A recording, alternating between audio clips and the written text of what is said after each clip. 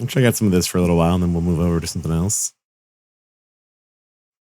Greasy videos. Slap your hands.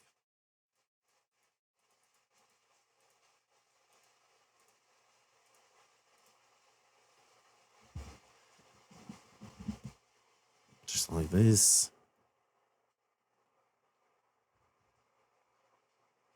Now there's no audio. Hold on. This shit's breaking like every time now. I think it's because something to do with OBS and the window capture. No.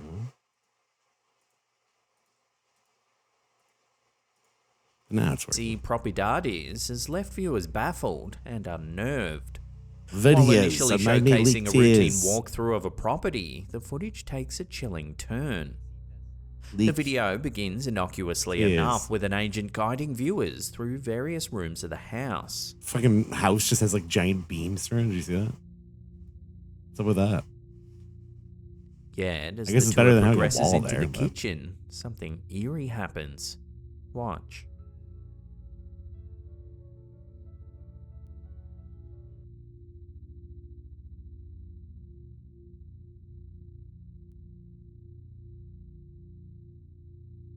A fleeting image of what appears to be a young girl dashes past the kitchen chairs. The creepy thing is, no one was supposed to be home while the agent recorded their walkthrough. The presence of this mysterious child has ignited a frenzy of theories in the comments section. Some entertain the notion of a spectral inhabitant weaving tales of ghostly apparitions haunting the house. Others, however, posit more earthly explanations, suggesting that the girl may simply be a lost child who wandered into the house. But the agent has said they didn't see anyone around at the time. Surely they would have noticed a small child wandering around the house. Regardless of the interpretation, the unsettling nature of the video is undeniable. So what do you think's been caught on camera here? I'd love to hear your take on this one in the comments down below.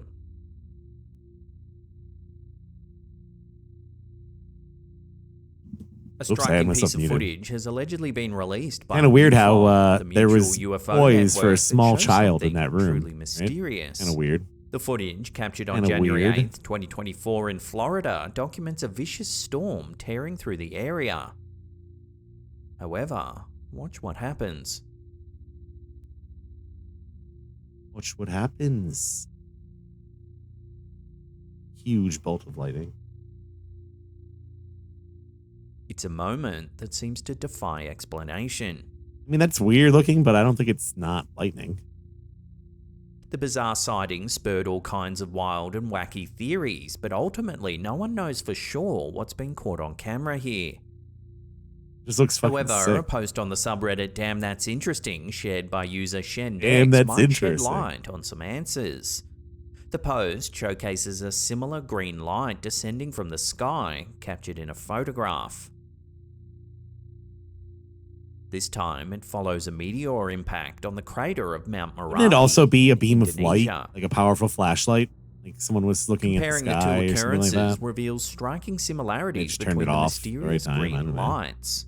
Yeah, it's an orbital laser. Perhaps the It's Florida blowing all that shit footage up. captured a meteor crashing to Earth. As always though, I'll throw this one out to you, the viewers. I'd love to hear your Kinda just thoughts looks on like- this one down in the comments. Powerful spotlight or something almost.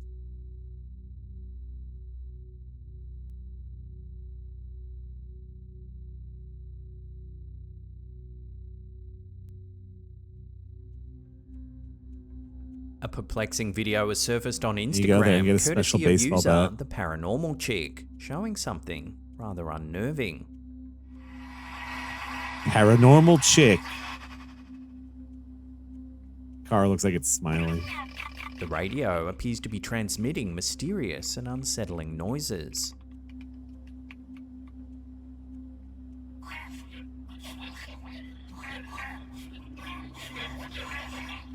The camera holder shows that it is indeed the radio and not some pre-recorded sound. I mean, what do you mean? We can barely see anything.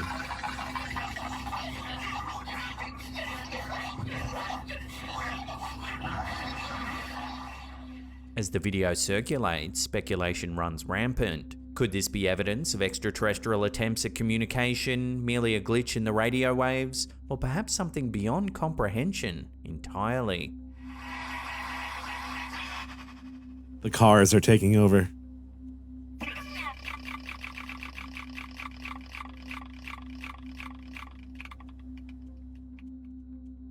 The cars are taking over.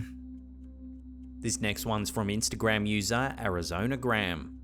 Two friends are seen driving along a darkened road in Arizona when they suddenly spot something unusual on the horizon. Arizona, y'all. I don't know what's going on. Sorry for my language. It's fucking sick. I don't know what's going on. Look at all this stuff. You see this? The friends' reactions are curious to say the least. Looks like it could be a lot of different They're things. circling literally. They are circling literally. They are circling literally. Dude is gonna crash What his is car. this? Somebody please tell me. I don't know what this is. There's something at the bottom. While the sight of unexplained Something lights at in the the bottom. sky often conjures thoughts of extraterrestrial activity, speculation remains open-ended. Could this encounter Driving at night be like that looks attributed so to cool in the something desert. otherworldly, or is there a more Sick. rational explanation at play here? One commenter said they had been at a lantern festival on a ranch in nearby Wickenburg on the What same about like hot air evening. balloons? They do claim that stuff that at night 200 plus sometimes. people released lanterns into the sky. However, other eyewitnesses from the night disagree with this theory, saying They have that like a lot of saw like the lights falling from hot the air balloon sky, shit in not Arizona floating and stuff in the upwards. desert. And others said it's just skydivers. So, with such a range of testimonies, it's hard to know for sure what's been caught on camera here. As always, I'll leave it up to you to And even decide. skydiving would be even worse. They're circling literally. They are circling literally. Literally. Circling literally. Lizardly. What is this? Somebody please tell me. I don't know what this is. There's something at the bottom too. Yeah, skydiving at night, unless you're like Skateboarding invading Europe. enthusiasts often find And it themselves in seems the like a bad midst of idea. exhilarating moments. But for And then Facebook user Hayden really work out Morrow, that a great. routine day at the skate park turned into an extraordinary encounter with the inexplicable. Take a look. No way! What's going on there? What is that? The board seems to be defying gravity. These cops. Not even anything sitting on it. Bro! That's Oh, bro!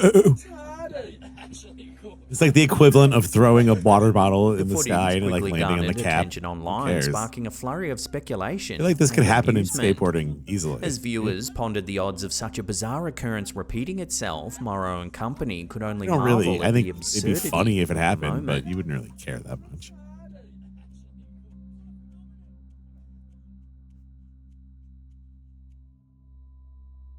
A video recently Isn't that sent kinda to like us what by they're a viewer supposed to do? named Matt Cunningham has stirred up quite a buzz, and for good reason. Captured on a CCTV camera on March 6, 2024, the footage depicts an otherwise unassuming street in the dead of night. But as always, watch what happens.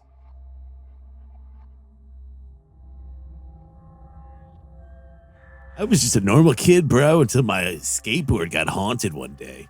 Now I've got a Black fucking mass ghost materializes skateboard, seemingly out bro. of thin air, undulating across the road No. on the grass. It's like one of those rocket power kids in the future, but he smokes meth. While it could be initially dismissed as a classic bug on the lens, a separate security camera catches the event from a different angle.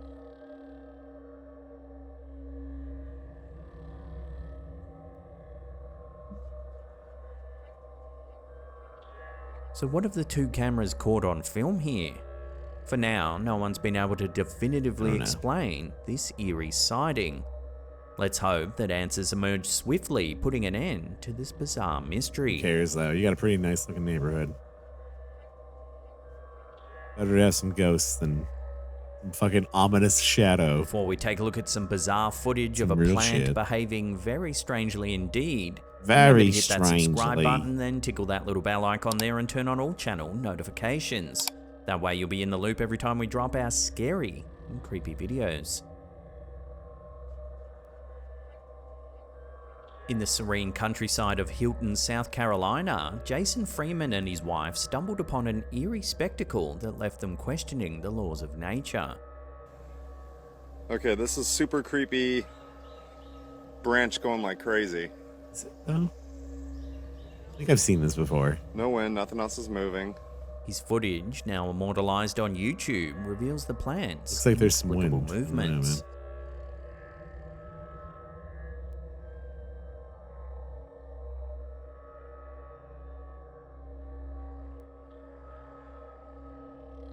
At one point, he even tries stopping the plant from moving. And then it kills him. Stopped. But it soon returns to its movement.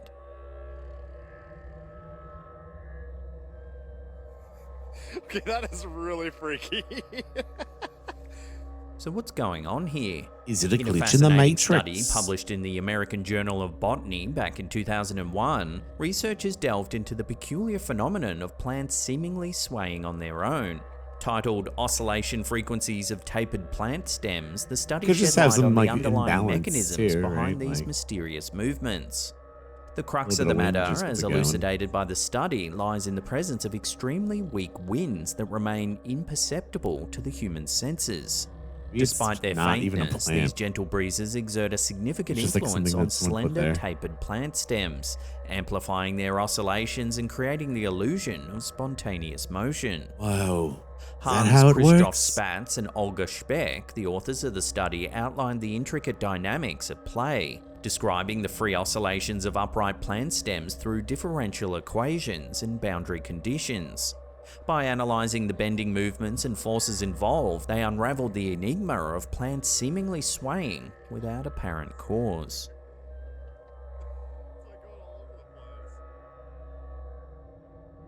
Now, in case you haven't heard the awesome news, we've launched a brand new second Yo, the channel. gamer mom. If you want to see the latest Spyro episode, Curtis. check out that link Gang's on all the top here. there. Otherwise, there's a spooky Randy playlist there you can Butternubs. binge on. Classic Randy.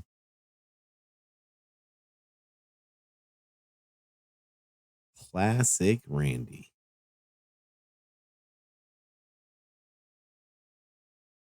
All right.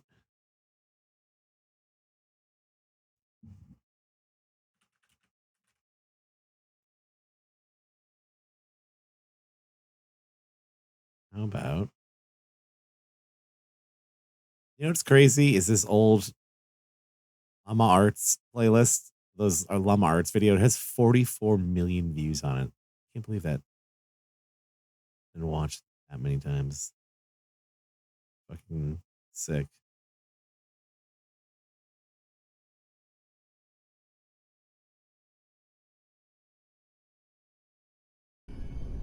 You can see some weird things when you're tired, but the thing about this story, I wasn't tired. Me and the family were on vacation to some resort in a very rural area of Pennsylvania thing to was, make the setting creepier. I wasn't tired. There weren't many young people there for me and my brothers to hang out with. It seemed like more of an adult resort. And some streakers. But then one day when I was walking outside of the main Name of lodge that of the 7 resort, stream. I for some reason looked up to a window on the second floor Simpson hair and saw a in the teenage grass. girl looking down at me. From that distance, she looked kind of cute, so I gave her a wave. But she didn't She show was any sign hundreds of reaction, feet away. so I just moved on. However, later that same day, I was so bored that I was sitting on the swing set at the little playground of the resort, and that's when I saw the same girl again. Yeah, I think we watched She this was a recently. little ways away from me, down past the playground, close to the tree line, and she was just standing there She staring had at me. hair, so I waved. Being a teenage guy, my hormones controlled my body, and so I got off the swing and began walking Like over the to color her. of the sky. As I started getting closer to her, I realized she wasn't as cute as I thought she was. I mean, you had There a was face, something so about her face that just gave off a decided to creepy wave. vibe. I can't put my finger on it, but if I had to say, I think it would have to do with her eyes and her mouth. I'd say It's once I got something to about do with halfway her over to her, face. she turned around completely and ran into the woods. And I mean she full on ran into the woods. I stopped in my tracks, completely turned off. This girl seemed like a freaky stalker. You're the one who I like didn't followed her see out her the the woods. rest of our stay at the resort. During the car ride home, miles and miles away from the resort, I was thinking about her. How maybe if I followed her into the woods, I could have gotten laid, even though there was something off about her face. But then what I saw next made me feel like my heart dropped into my stomach. Looking down ahead, I saw the same girl Dad, why are you standing driving by down the middle of the tree line road? on the side of the highway. As we sped past her, I saw her head turn so that she was always looking right at me, even through the tinted minivan windows. I asked my parents if they saw her, and they just responded, "Saw who?" Soon afterwards, I accepted that it was all in my head. Then I realized I was and in that the wrong girl car. was never even there.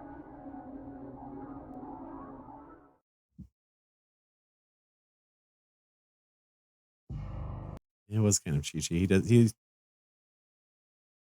definitely had a lot of Dragon Ball Z inspiration. Who didn't?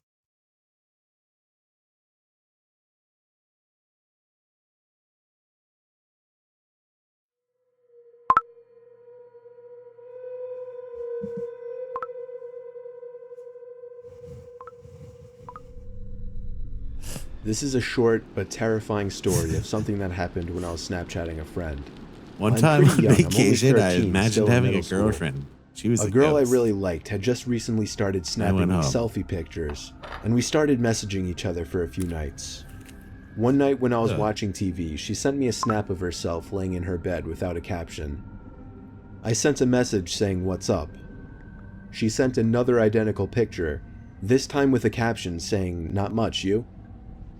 She set the timer to 10 seconds, I've so it never gave me used plenty of time Snapchat. to analyze the picture, including her bedroom in the background, and the dark outline of a person I don't know standing what by the her fuck it window. is.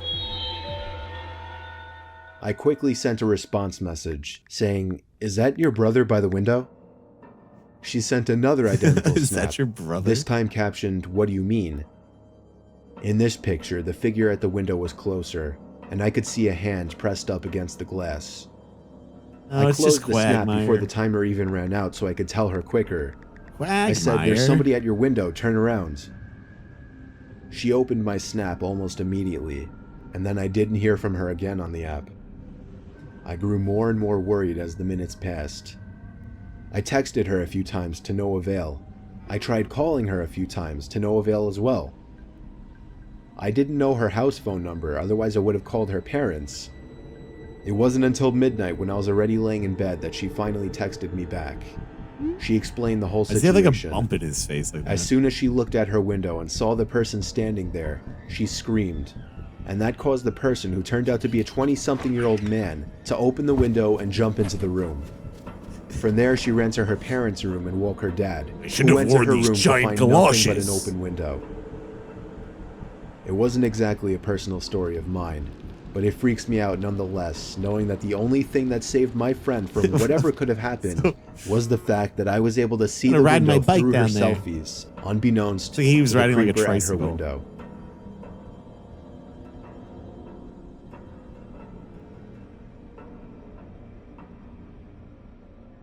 The end.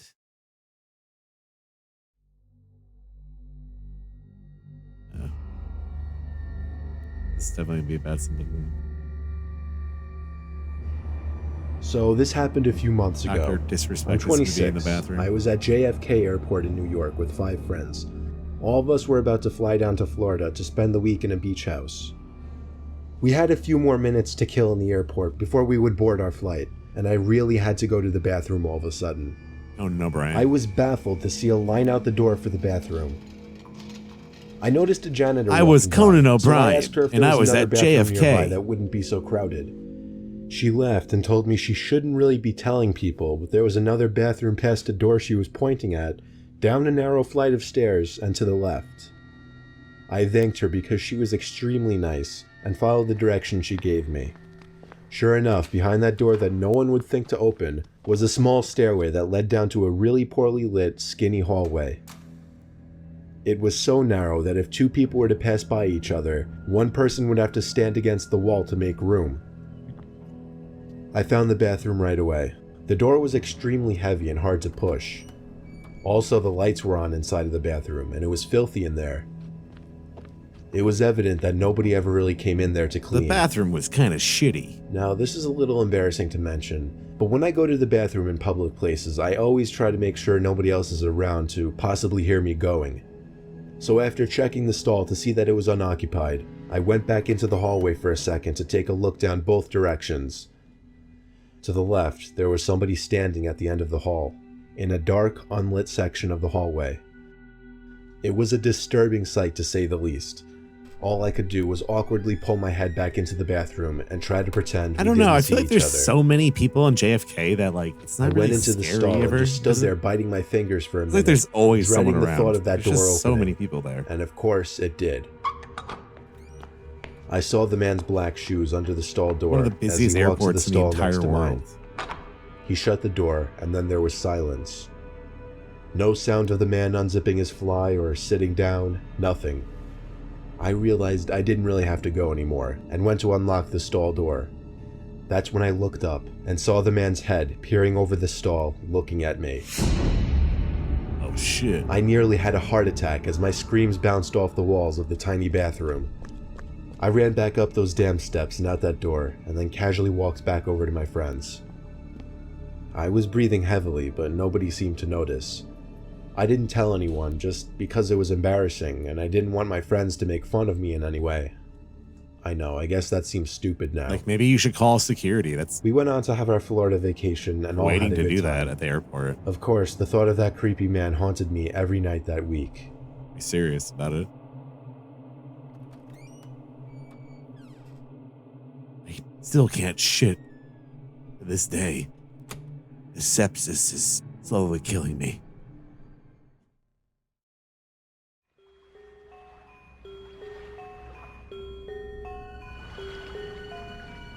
Scary, but true. Horror story. It was approaching the end of summer, and my friends and I wanted to do some cool, mischievous things before going back to school. So, we had the genius idea one night to sneak into a nearby community pool. It was actually only a couple blocks away. It's right smack in the middle of a residential area, so instead of sitting on a main road or something, it actually just sat around a bunch of houses on a quiet road. During a hot day, the little parking lot would be full and the spot would be bustling. But at 1 a.m, the place was of course dead. Bustling. There's obviously a big fence surrounding the whole front entrance, as well as a cage that gets closed up when the place A closes. cage. So our best way was to get The in through the community side. pool is in a We cage. snuck into the backyard of a neighboring house and hopped the fence over to the pool. It was as easy as that. The four of us took off our shirts and jumped into the pool, which in retrospect wasn't smart, since any of the neighbors could have heard the splashes and just called the police. But we were dumb high schoolers. It was very, very dark within that whole enclosing. This pool had no lights, which is why it closed at sunset. James, Courtney, and Alyssa were on the other side of the pool, as I was just kind of doing my own thing at first, swimming around and getting my face wet. I saw Alyssa get out of the pool shortly after and run away. She became a ghost. I swam over to see what was going on. She was just going to the water fountain, though. The three of us just bopped around in the water for a bit, and eventually we heard Alyssa jump back into the pool from the other side. It was too dark to see much more than her black hair covering her face. But just then we heard Alyssa playfully call something to us as she was walking back to the pool. The three of us in the pool looked at each other. I know they were doing the same thing as me, counting heads. Yeah, we're gonna have There were the three waters. of us on this side of the pool, and here came Alyssa walking over to our side. So who was that on the other side? Alyssa got in, but the three of us were distracted, looking at the Llama, head yeah. bopping around the water across the pool. James said across the pool, They're just "Who like is that?" chilling. Not even 2 seconds later, the head went underwater and disappeared from view. We took this time to whisper to each other, mostly things like, what should we do? What if that's security? And should we run? Suddenly I felt something grab my leg with force and Fuck, it tried could be pulling me down security. into the water. I kicked, splashed, and yelled for help. James came over to pull me out of the pool, while the girls were already running for it, screaming. It wasn't until I got to the stairs of the Maybe it's like pool a that the bandit. grip on my leg was released and I was free. We hopped the same fence we climbed over to get in and ran all the way back to Alyssa's house. I was convinced that whoever that was a security guard. That is, until they literally tried to pull me under the water. Why would they be underwater? We don't know what to think. There are a few possibilities. Pretty sure it was security. Maybe it was just another kid messing with us. Maybe it was a security guard who went way too far. Or most likely, it was a dangerous person who had ill intent.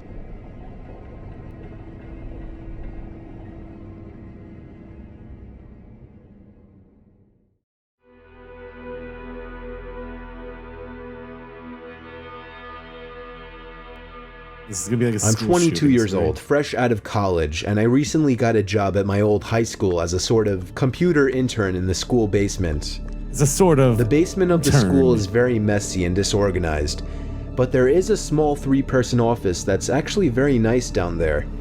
It has 3 nice big desks, 2 mini fridges, a flat screen TV mounted on the wall, and oh so satisfying air conditioning, a luxury the students and teachers cannot enjoy in the school. And of course all the school servers and other computery stuff.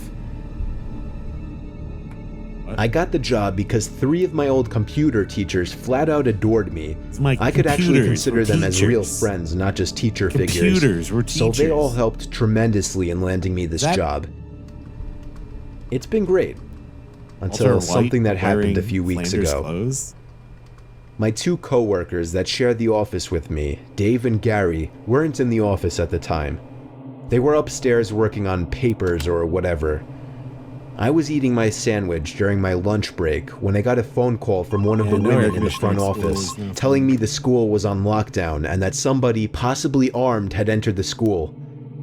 There wasn't much that I could do other than turn off the lights because, surprisingly, must as be. nice as this little It does office say was, school it didn't lockdown, have an so actual it's- door to it, just a big opening, and the door to the whole basement didn't even have a working lock. For my own safety, I did turn off all the lights in the office and my computer screen.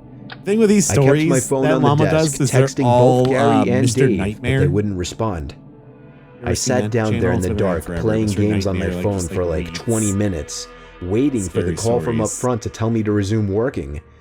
I lot had of no them are, idea like, what was real-life happening. I ones. couldn't hear what was going on upstairs from down here. Like cops. But I was not allowed to make any calls until I was informed that the lockdown was over. Then Yeah, the noisy other basement stories, I door guess. opened. As the creaking echoed across the basement and into my office, That's I sat up from my seat, wondering if I should call out Gary or Dave. I was eager What's to up? get some info from them. Like chilling. Someone then came running down the stairs, and their footsteps were approaching my office. I pushed away my chair and crawled under my desk. Somebody entered the office but did not turn on the lights. There was just silence. I can't even describe the fear I was experiencing. I felt like if I made one sudden noise, I'd be a dead man. Suddenly, my phone dinged as I got a text message. Uh-oh. I felt my entire world shrivel up and die at that one moment as I clenched my teeth in fear. Footsteps suddenly moved closer to me until I finally dove out from under the desk in capitulation, begging whoever it was not to Jeez. kill me. And just then, someone grabbed my arm and pulled me up. It was some guy in a red plaid button-up, jeans, and a reddish-black cap. He told me, "It's okay, I'm just down here hiding with you." "What's going on up there?" I whispered to him. He kind of ignored my question and asked me if there's an exit down here. I told him, "Yeah, around that way." Before he could do anything else, I asked him, "Who are you?"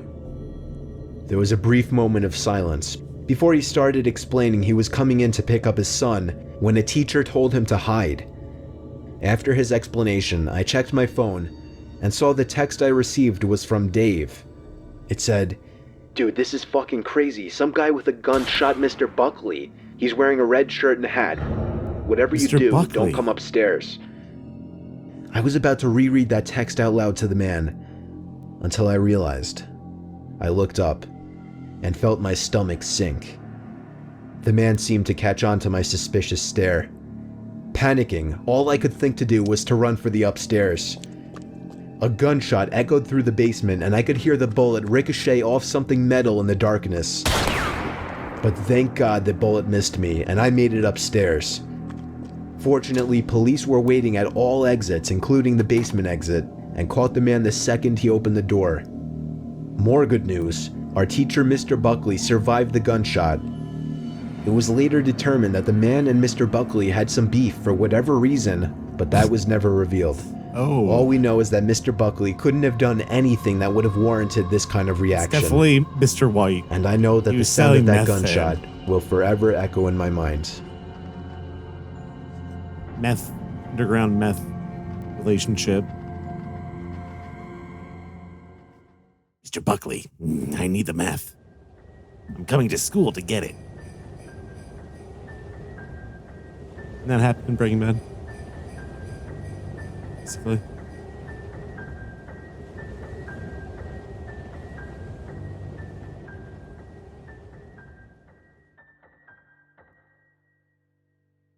Last year on Christmas Eve, I was working late.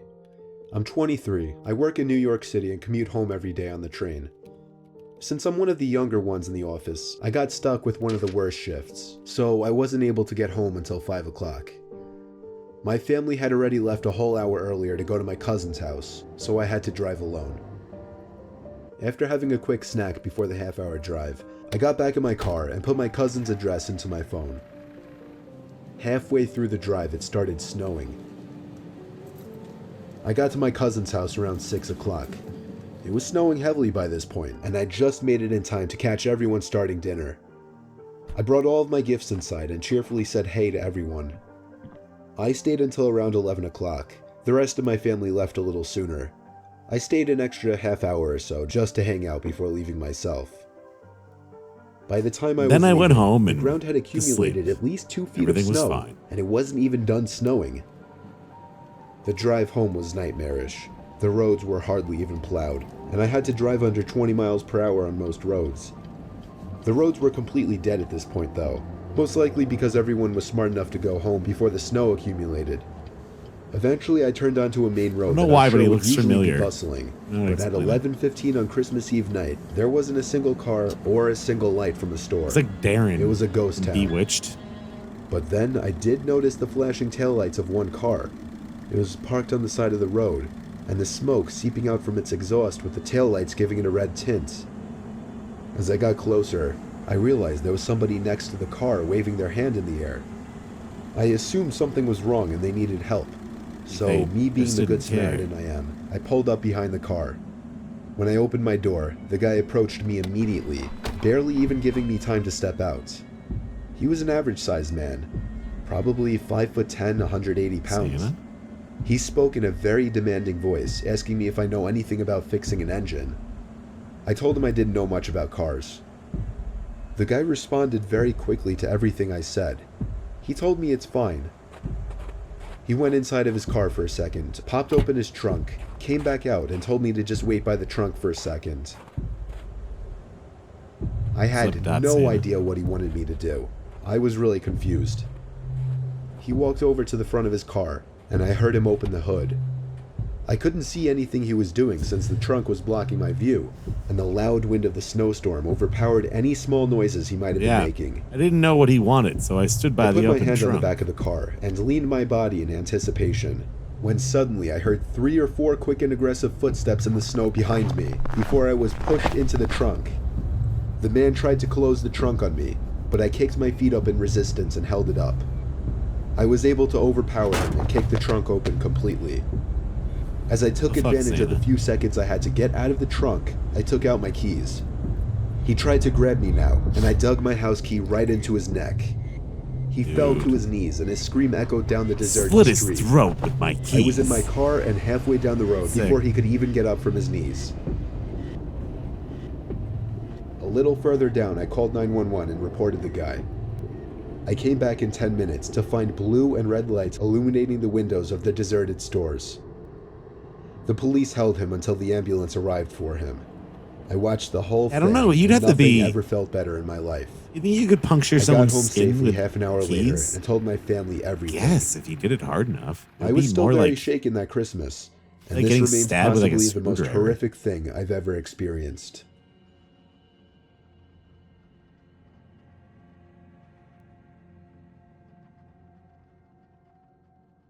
just feel like it would probably just really bruise someone. We're watching a playlist.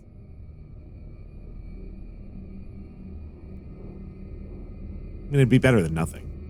Back in high school, I took a mysteries and mythology type class, or something like that. I don't remember the name of the class. It depends it on the basically keys, just had too, to do like with some real are- life mysteries and This is creepy good. shit. I was into that kind of stuff. I was taking the class with a good friend, who I'll call Ben for this story. The teacher of the class took us on a field trip to a nearby abandoned village with an unknown past. The village was built in the early 1900s, This is why Mr. Buckley got but shot. He was seems as trying though to it had been fucking quickly do abandoned witchcraft. shortly after it was built.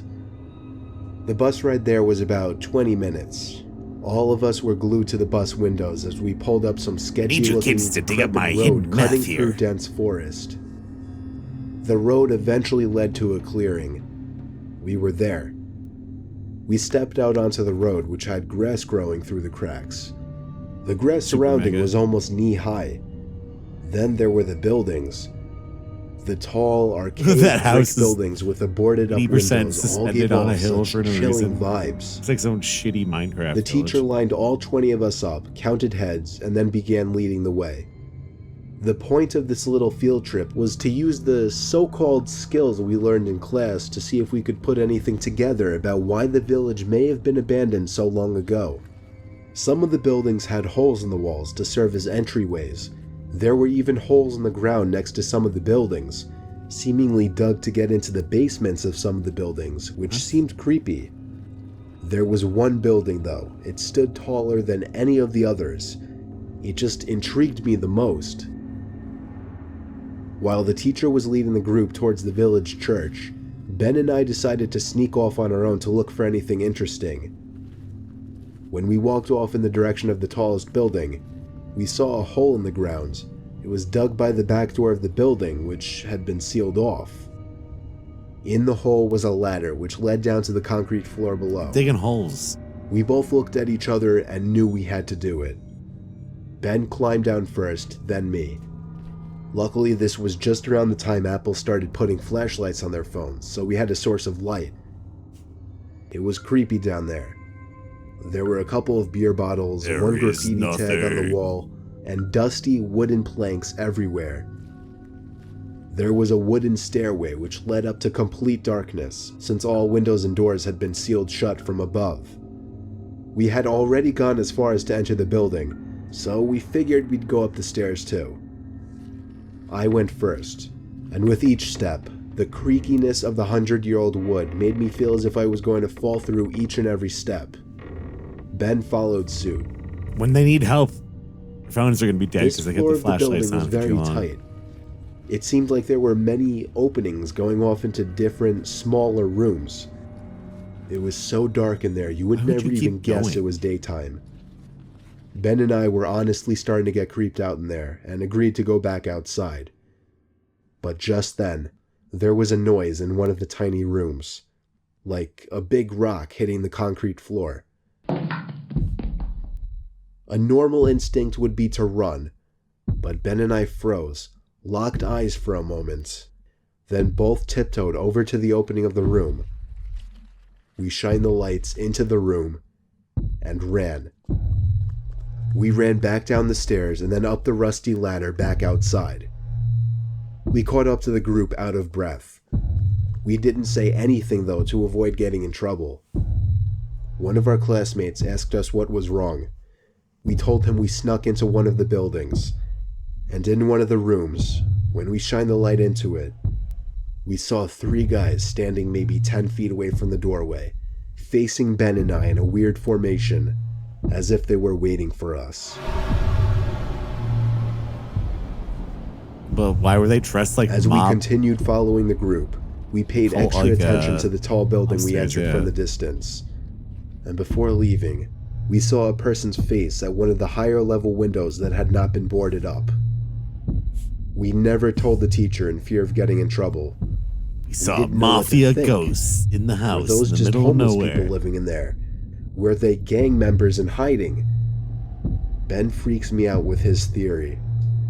He says they were ghosts of the people who once lived in the town. Still, The way the Ghost three guys were just gang. hauntingly standing there, so calmly, staring at us the moment we peeked our heads through that doorway.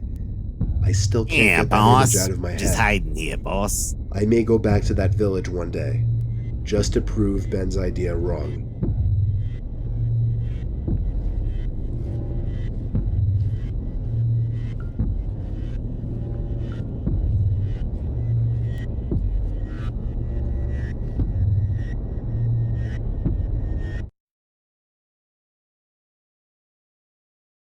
What happened?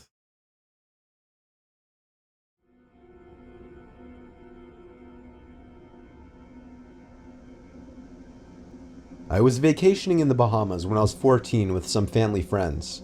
My friend and I were getting some henna tattoos at the hotel, and there was this guy lingering around us.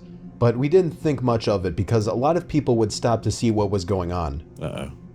After mine was done, I told my friend and her mom I was going to go back to the room to get ready for dinner. There were two ways to the other side of the hotel, either inside through a bunch of small stores or outside along the pool. I walked through the inside and got to the elevator, where I saw the guy who had been watching us already at the elevator. We got on together, and he gestured for me to choose my floor button first. I clicked it, but he didn't choose another floor. Alarms start going off in my head. But what could I do? I was stuck in an elevator.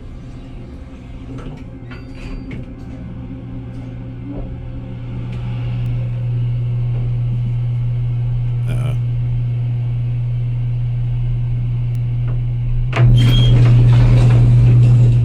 The elevator stopped on my floor, and I started walking to my room.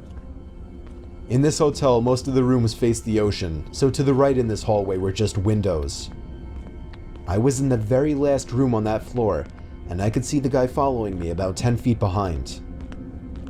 About 2 doors from my room, he ran up and grabbed me. I kicked and screamed, and he dropped onto the floor.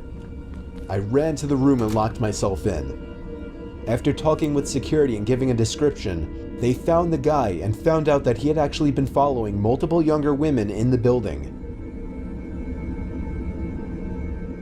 Okay, and then what? And then what?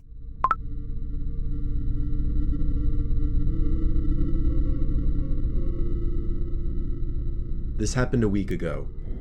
Up until a few days ago, I went to a small, local gym in my now previous New Jersey town called Black Bear Fitness. Oh. One day, I had the misfortune of running into some skinny, awkward, yet creepy-looking kid, probably 18 years old. He didn't look like he belonged in a gym at all.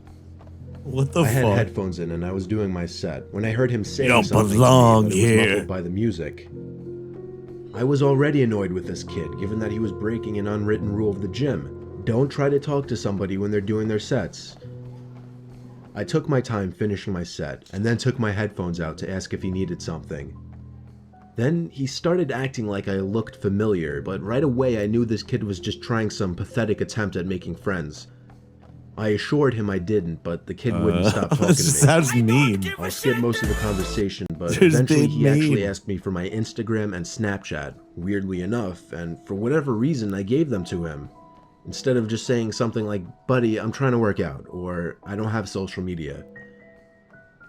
After I gave him my Snapchat and Instagram, however, I did kind of urge him to let me resume my workout. He finally seemed to get the message and walked away. Not without saying bye like 3 times though. That night I got a snap on my phone saying "from Sean." I immediately sighed and said, "Oh no." Just wondering why the hell the kid would snap me. I opened the snap, and the kid was in a creepy, weird pose, face way too close to the camera, with his head resting in his hand and a half smile on his face. The text over the picture was "Hey" with 2 Y's. I muttered the words, "What the fuck?" For the record, I'm a guy, which made this even more weird. My thought process was, I've had enough of this loser already. I'm gonna remove him and make it clear I don't want to talk if I see him at the gym again. And so I did. I removed him minutes after he sent that snap. I'm sure not even a minute later, again a message popped up on my phone. saying Snapchat from Sean. I waited a few minutes before opening it. This one was even creepier. Now the kid was sitting up on his bed, no smile, more of a surprised, angry expression. The text over the image said, "Why did you remove me?" Now I went as far as to block him, meaning he couldn't snap me anymore. And that was that. I threw my phone on the desk and sighed out of relief. Half an hour later, my phone goes off, saying Sean added you as a friend, and then Snapchat from Sean. He actually made a new account. I opened the snap and felt my heart drop. It was a picture of my front lawn. The text over it, "Answer me, bitch." The first thing I could think of was, how did he find my address? Then I realized, Snapchat made that new map feature that lets you see where your friends are. Somehow I had the balls to open the window to see outside. It was clear out there. I shut the window and the blinds and started considering calling 911.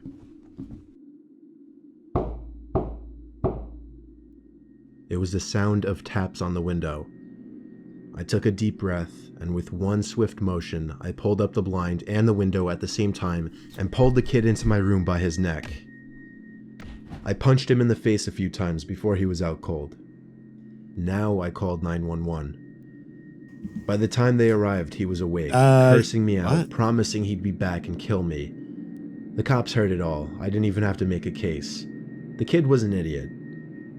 Luckily, the timing of this worked out well because I just moved a couple days ago out of state. Only thing that worries me, I don't want to have to make a new Snapchat account, but anytime somebody new adds me on the app, I'll never know if it's secretly that Sean kid again.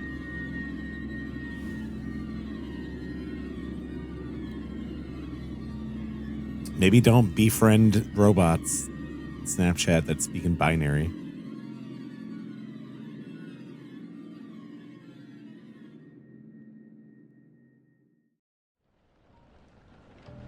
Just get the fuck off Snapchat. What the fuck even is it?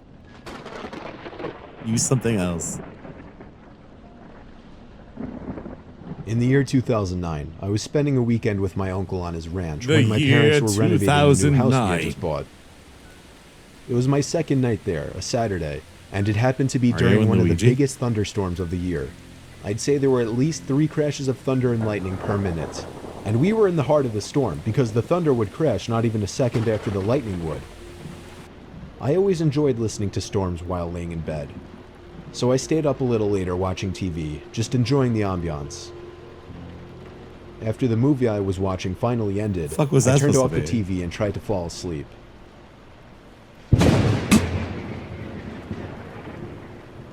As I heard the lightning strike from outside, I could have sworn I heard some kind of metallic thud coming from outside at the same time.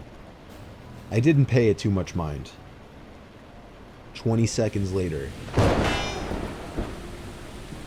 I could have sworn I heard it again. Is this going to be that Family Guy very bit? distinct metallic thud the coming from Shawshank outside Redemption? to match the timing of the lightning.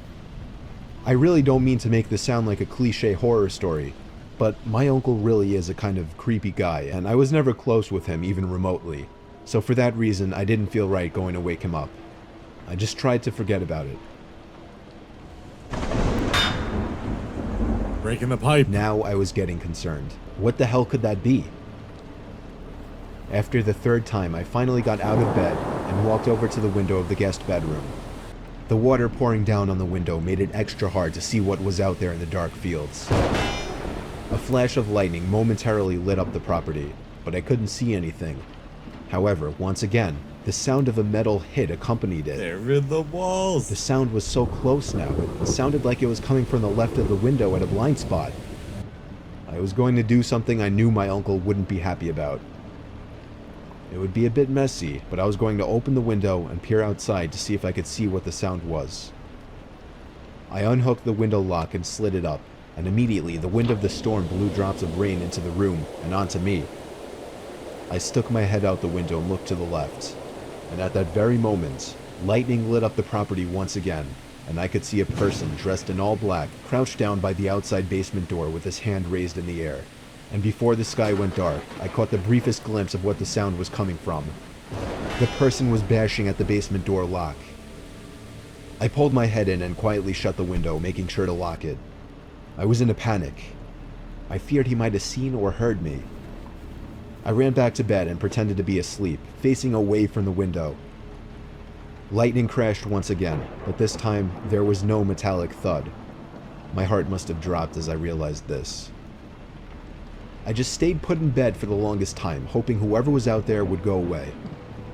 After maybe 3 more lightning crashes without any thuds accompanying them, I thought it would be safe to go tell my uncle. I decided to do absolutely nothing. I turned to face the window and screamed. There was a figure, clear as day, standing at the window, looking in at me. I screamed as loud as I could and ran straight to my uncle's room. He went outside with his hunting rifle with nothing on but his pajamas, not even socks. He ran around the entire property yelling like a madman, but didn't find anyone. The next morning, we were able to better see the marks on the basement door lock. It was almost bashed open. Maybe 3 or 4 more good hits would have done it, according to my uncle. He was proud of me for picking up on it. Luckily, I was out of there that same day. My uncle hasn't told us of any incidents since, so I think he's been okay. Not that we talked to him much at all. I'm grateful I stayed up a little later that night watching that movie, because I may have just stopped a robbery, or possibly much worse. Good job, kid.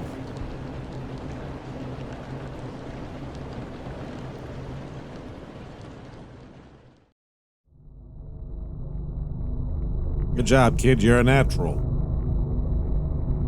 I wonder if this is literally going to be the story from Fact or Fiction. I think it is.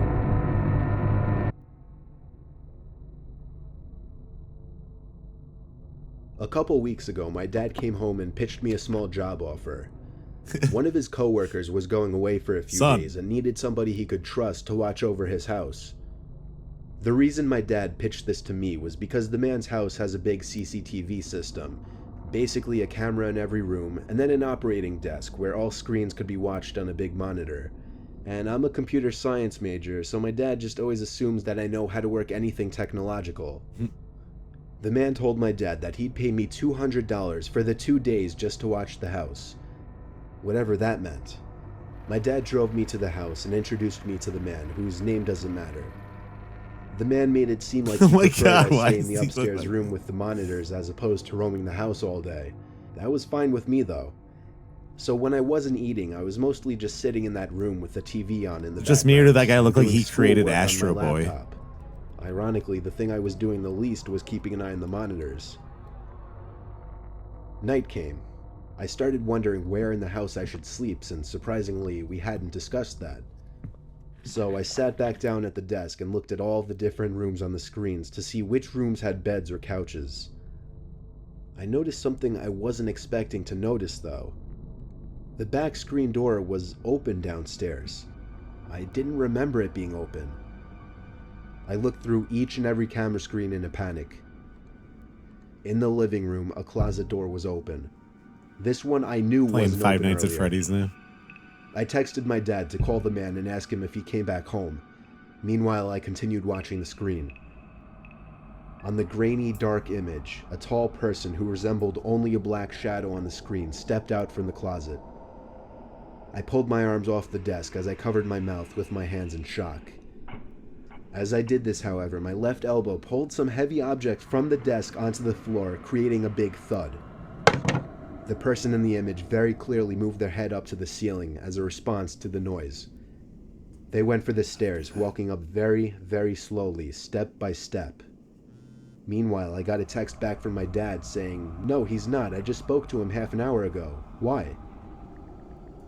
I got so caught up in my phone texting my dad to send help that I didn't even pay attention to the monitor. There was a knock at the door.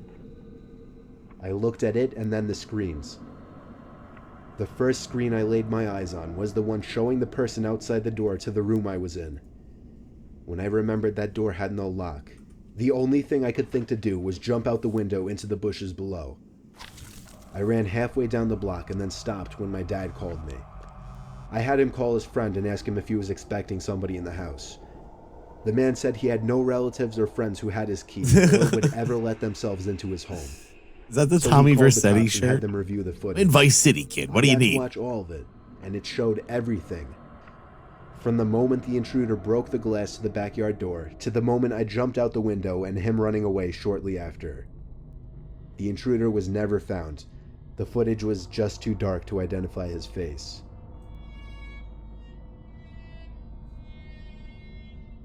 Is that it?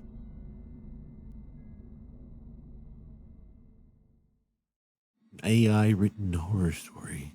That's what we need.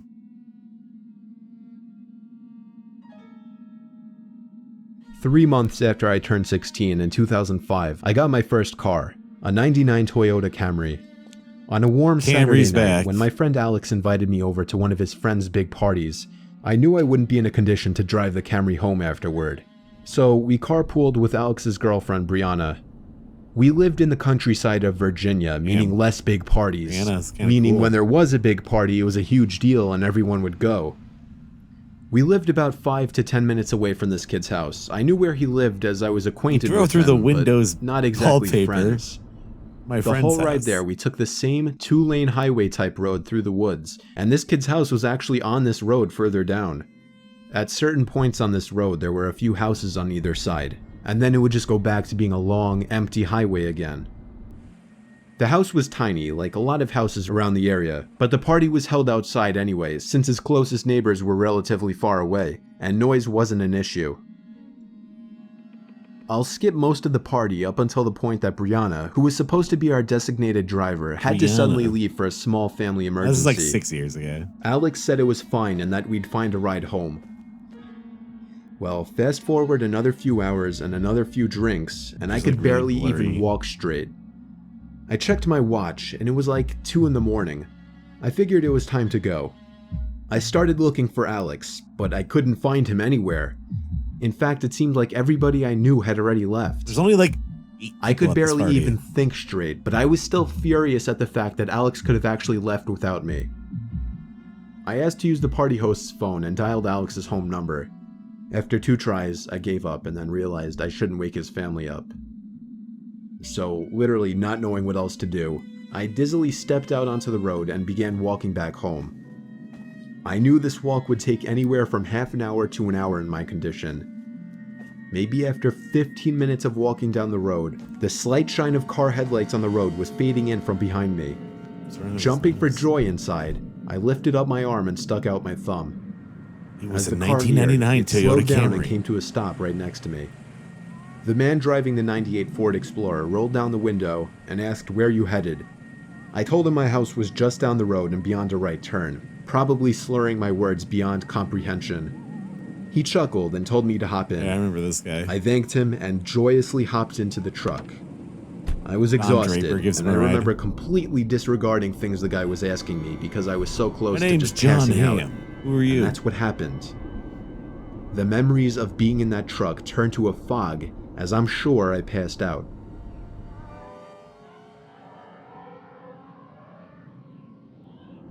The next thing I remember, I woke up still in the moving truck. The guy looked at me and laughed, but didn't say anything. I looked around and realized the road we were on wasn't familiar. I nervously asked, where are we going? He then said, so what were you doing out this late anyway? As the man answered my very straightforward question What did you with think you were another doing out here? irrelevant question, the sobering reality of the situation hit me. You can let me out anywhere, I told the man. The man responded with a firm no. I felt like throwing up as he said that. No, I really actually felt like I was going to throw up. I started to gag as I felt more and more nauseous by the second. The man took his eyes off the road to look at me, and that's when I thought of the perfect distraction. I turned in his direction as I continued to gag, and he started to kind of lean away and slow down the car. Thankfully, I drank as much as I did because I finally threw up and made a point of doing it all over the man's lap. The man yelled in frustration and stopped the car, and that's when I took it upon myself to run for my life into the woods and duck behind a few bushes. The man came following into the woods with a flashlight, and on 2 separate occasions, he shined the light straight over me without noticing. Eventually, I heard his footsteps walk even further into the woods past me. That was when I ran back to his truck, but unfortunately, he was smart enough to lock it. By some miracle, I saw another car approaching in the distance, and I ran out into the middle of the street, waving my arms like a lunatic. You could just puke The on car someone and tried then to built it avoid then. me, but I wouldn't let it. Very sick. They were forced to stop, and I yelled at them to help me before they came back. Once I told them that I was kidnapped by the man who was driving that Ford Explorer, the driver agreed to give me a lift. Not to the police station or anything, but to my house. I made it back safely, where I couldn't thank the driver enough. I immediately woke up my parents and told them. My dad wanted to know if I got his tag number, and then I felt like punching myself in the face. I failed to get the simplest information from the guy Then I that would have punched allowed me to myself actually in the properly face. report You him. fucking idiot. All I knew was that he drove a faded blue '99 Ford Explorer. I made sure to give Alex a piece of my mind, and part of me always held a grudge against him ever since, just for abandoning me at a party without telling me. I haven't seen him in 4 years Yeah, now, just however, another and kidnapper this was picked him actually up. the first How time would I it be even if it thought was a about this Blumhouse incident movie? for almost a year now. As time goes on, even the worst of memories may start to fade, but after writing this to share with the internet, it's once again fresh in my mind.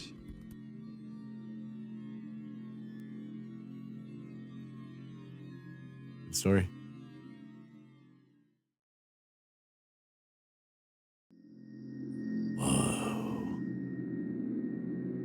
Whoa. This is scary and true. I'm 27 years old. I live alone in a rural town in Virginia, about 2 blocks away from my parents. My parents are both in their 60s, and my mom has become a very worrisome woman in her old age. Sometimes she walks over uninvited and lets herself in, since I had regrettably given her a key, which can get a bit annoying. Like if I would be out really late on weekends at a bar or with women, I would sometimes come home to my mom sitting in the living room waiting, worried We're sick. with women. I know you may just think, oh my god, that's crazy, why not just put your foot down and tell her to stop? Well, because you don't know my mom. It's very hard to describe her, but she's the kind of worrisome, innocent little lady that you just can't bring yourself what are to you go doing? against. I could be with And I hate women to right mention, now. she also has mild dementia. Anyway, this was Saturday night. I think it was around 2 in the morning. I was at a nearby club with a group of college friends, really the only place to hang out in this boring town, and I was getting ready to head home. I said goodbye to all my friends. I was and talking walked the to 3 blocks Pan it took from to get Dragon back to Ball my Z. house. I walked up my front stoop in my drunken haze and dug my hand in my pocket for my keys. Goku walked When I in. grabbed the And doorknob, I we realized played it some was Mortal unlocked. Kombat before we went My home. mom was here again. Krillin I was my quietly brother. opened and shut the front door, locking it behind me. I put my keys on the kitchen counter and found a note written in my mom's handwriting saying, "You forgot this at our house, next to the box of half-eaten cake my parents didn't want." I didn't see my mom Oh, anywhere, so I that's assumed normal. she must have gone upstairs to sleep in the guest bed until I got back, which is something she would commonly do as well.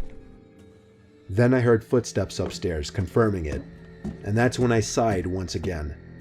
27 years old, almost 3 in the morning, and she still has to wait up and treat me like a child. I ran upstairs to check the guest bed, empty, along with all the bathrooms. I was afraid Mom was having one of her episodes due to her condition, so I ran to the phone to call my dad. After 4 rings, my dad picked up There's in an a ad groggy coming through. voice, asking what the hell is the matter. After I told him that I heard Sorry, Mom fellas. wandering around upstairs in my Got blown house, out by that. there was a short pause, and then he said, "That's not possible, she's sleeping right next Pause to it me." after the end of this. It's My not mouth possible. fell open as I turned my head to face the This- dark this trope upstairs, called- and just barely by the light provided by The story when it's just like, it's not possible. They've been with me the whole time. I feel like there's got to be a name for it at this point. the hell is the matter. After I told him that I heard Mom wandering around upstairs in my house, there was a short pause, and then he said, "That's not possible, she's sleeping right next to me." My mouth fell open as I turned my head to face the dark upstairs, and just barely by the light provided by the kitchen, I could see a head peering around from the corner at the top of the stairs, looking down at me. I screamed into Or the like, phone as I ran out the people front are like, door I and could have down the sworn street to my I parents' was just house, talking to explaining the my father girl on in the way. white dress here. About halfway there, my Seen dad her? told me, And they're like, "All right, sir, I'm gonna that call the cops," died 8 and years hung ago. up. There's no girl there. I made it to my All the parents' same house, thing. where my mom was already waiting at the door, worried sick. My mom explained that she did come over to clean my kitchen a little bit and to bring over the cake they didn't want. 2 police cars pulled up in front of my parents' house, where they escorted me and my dad down the street to my house. 1 officer stayed outside with us, while 2 others went inside to investigate. Cop It is the felt bad like guy from the 15 last minutes episode. before they came back outside and said it was clear. They checked the crawl space, the attic, everything.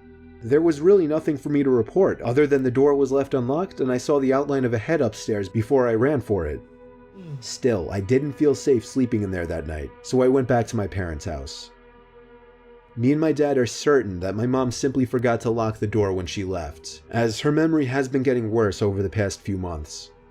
My dad has been stopping her from coming over alone from now on, which makes me both sad but also relieved. Some nights, I still get paranoid that whoever was in my house that night never left, and is still hiding in here somewhere.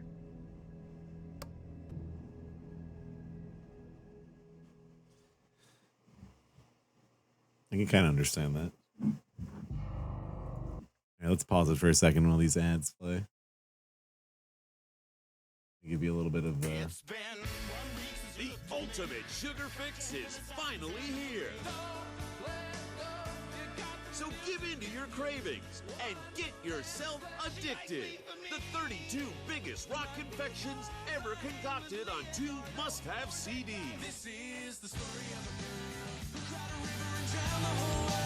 I know. You can't get this 32-track collection in any store. Anyone can see the road that they walk on is paved in gold. This awesome collection has all the chewy nougat that's sure to satisfy. I get no doubt, but I can only order this collection online at MusicSpace.com. Witches come from a can. They were put there by a man. Make life sweet. Get addicted now. To order, have your credit card or checkbook ready and call the number on your screen. Rush delivery available. Do it now.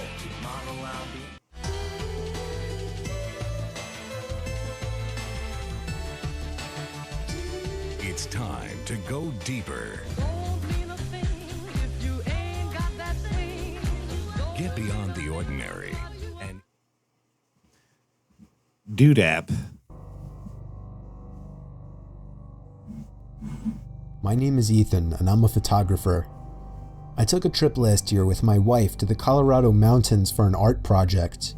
My wife is also an avid skier, so she talked me into adding skiing into the trip. My We had wife the is a option to book a room snowman. at a ski resort So or we rent went out to a a private ski log resort. cabin. The second one seemed more romantic, so I picked that one. Plus, it didn't hurt that it was cheaper. The cabin was nothing luxurious or anything. It was a single floor, 4-room little thing. A 2-person bedroom, a small living room, a kitchen, and a bathroom.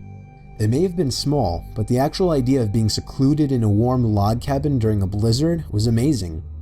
However, the storm was interfering with the cable signal, so we didn't have much to satellite, do bro. this one particular evening. It was just starting to get dark out at this point, but there was still a decent amount of light outside, so I thought it would be perfect for getting a few shots and videos in the blizzard for backgrounds and wallpapers. I told my wife I'd be back within 10 minutes and slipped on my boots and coat. The moment I stepped I'm going outside to and kill shut the the door, neighbor. I noticed footsteps leading up to the door in the snow that had blown under the wooden awning. I could see the prints doubled, as whoever left them there turned and went the opposite direction. I was freaked the fuck out, but I wasn't about to go inside and scare my wife.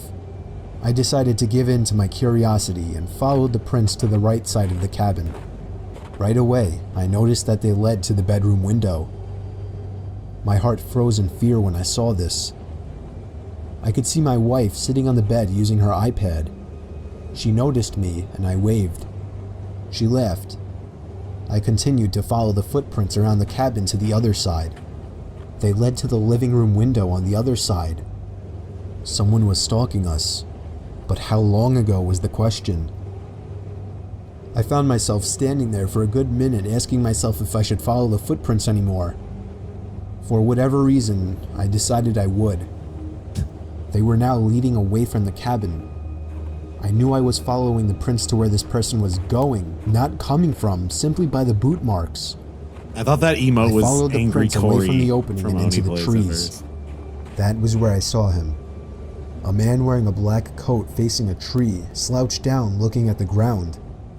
He was still as that a picture of statue, him where he's sitting and in I the could car see the and he's snow like piling up on his upset. hood and shoulders. I froze in my tracks, trying not to make a What that sound. topic posted. I would have thought to ask him if he needed help otherwise, but this guy was just standing there not doing anything, like some kind of deranged freak. I started to gradually move backwards without even turning around, making sure this man didn't turn around or notice me.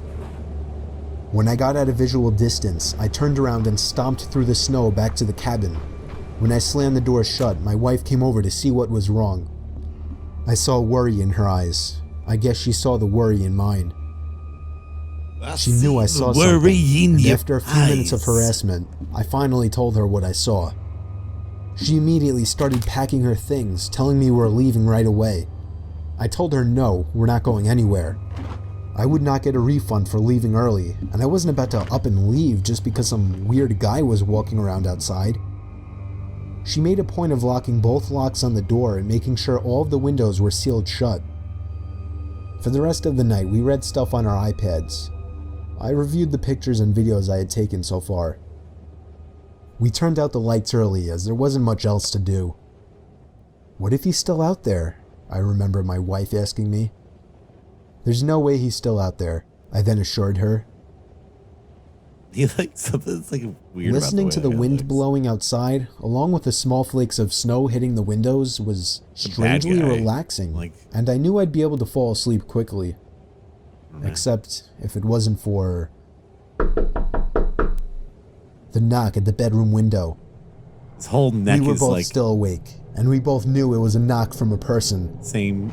I ushered my hair wife out of length bed as his and out beard, into I the don't get living it. room without turning on any lights. There was nothing to use as a weapon whatsoever. Our only option was to run before something might happen. I told my wife we'd have to forget our luggage and make a dash for the Jeep. We slipped on our boots and coats in the neck dark in is- a matter of yeah, just seconds, 5 o'clock and when we heard a knock at the living room window from the opposite side of our car, we took that opportunity to run. I pressed the whole unlock body was button, covered so in grateful I chose to have moss remote stubble. locks on my Wrangler, and we hopped in. It's one of my defining The characteristics. car started with ease, and as soon as the headlights flashed on, the man was standing facing the log cabin on our side now. Not a window, just facing the wall of the I'm with the cabin in car. the same position I had seen him in earlier, I'm over. as if he were hiding his face. We drove to the nearby ski resort without much trouble in the Jeep. We stayed there for the night and went back the next day to the log cabin to collect our things we left behind. He wasn't there.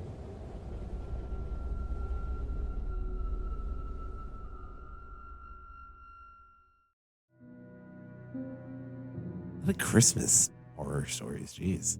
This story took place about 5 years ago on Christmas Eve night. It was around 1 in the morning, and I had just finished placing presents under the tree. I went upstairs to brush up and everything, then came back downstairs to the kitchen to get a glass of water before bed. My son Jake, who was 4 at the time, was standing by the stairs leading to the basement. I asked him what he was doing up so late. He pointed down the stairs and said, "Santa." I picked him up and carried him back to his room. I took a glass of water and went to bed. I woke up around an hour later to my son running down the hall outside my room. I sighed and got out of bed. As I was going down the stairs, I saw Jake by the tree looking at presents. Then he ran past me into the basement stairs again. He pointed down the stairs again. This time I looked down the stairwell, and my heart dropped as I saw a black figure sitting on the bottom step. I almost screamed, but I somehow held it in. I pulled my son quietly away from the basement door and closer to the front door of the house. I moved my hand away from my son's mouth to reach for the lock in the doorknob. I tried to pull the door open as quietly as possible, but it was pointless. The squeaky hinges let out the usual ear-piercing screeches, and I cringed in my mouth and eyes as I did. Suddenly, there were heavy stomps coming from up the basement stairs. Mouth and I eyes. screamed and pushed open the storm door and practically threw Jake outside. I shut both Threw that doors kid. behind us and we ran to the neighbor's house. I rang the doorbell as fast as possible, probably 30 times before they answered. After that, we went inside and stayed there and waited for the police. Whoever that person was gone though, as determined after the police conducted a thorough investigation of the house. I ended up lying to Jake, telling him that actually was Santa Claus, but a few years later, Why? he remembered the incident and became a little more wise to what actually happened. You can get like a fucking Always Sunny child.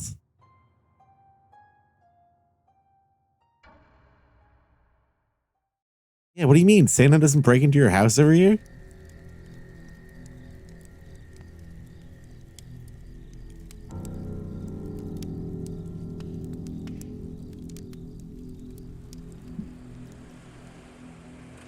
When I was a kid, my parents would sometimes bring me down to my aunt and uncle's place to stay for the weekend. Mainly, I'd spend time playing with my two cousins who were around the same age as me. They lived on a small farm with plenty of open space, and we could run around doing pretty much whatever we wanted. If we thought we could get away with it, the three of us would sometimes cross over to the neighboring farm about half a mile away. It had been abandoned for decades, with a scattering of derelict buildings and other structures still standing on the property, just begging to be explored. This was of course a gold mine for three adventurous young boys such as ourselves, especially after my cousins told me stories about the deaths that took place in the house. It was pretty classic fare. Man goes crazy, murders his entire family, hangs himself, returns every night as an angry spirit looking for new victims. Good grisly stuff. Every night, he told me stories about the deaths that took place in the house. It was pretty classic fare. Man gone. Wife gone.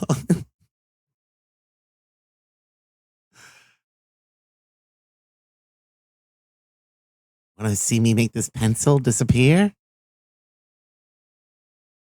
Want to see me make this wife disappear? It was pretty classic fare. Man goes crazy, axe murders his entire family, hangs himself, returns every night as an angry spirit looking for new victims. Good grisly stuff. You know, the good Even at shit. that age, I knew they were probably making it up, or at least embellishing old rumors. But seeing as how the setting lent itself so well to such tales, I allowed myself to buy into it. One afternoon, we decided to play hide and seek. When it was my turn to hide, I ran off for a flimsy brown barn that had living quarters on top and climbed the stairs looking for a good spot. Dad used to be Mick Foley. There was still furniture inside, Crushed my and personal mom with a belongings lay table. scattered across the floor. I maneuvered over broken dishes, tattered clothes, and crumbling books, eventually coming to a small room with a closet. Jackpot. There were even long black dresses still hanging on the rod that I could hide Jackpot. behind. We found dresses, I guys. stepped inside and managed We to can take force these shut back the home folding and wear door. them whenever we want. My only illumination was a slit of sunlight that shone through the crack in the door from a nearby window.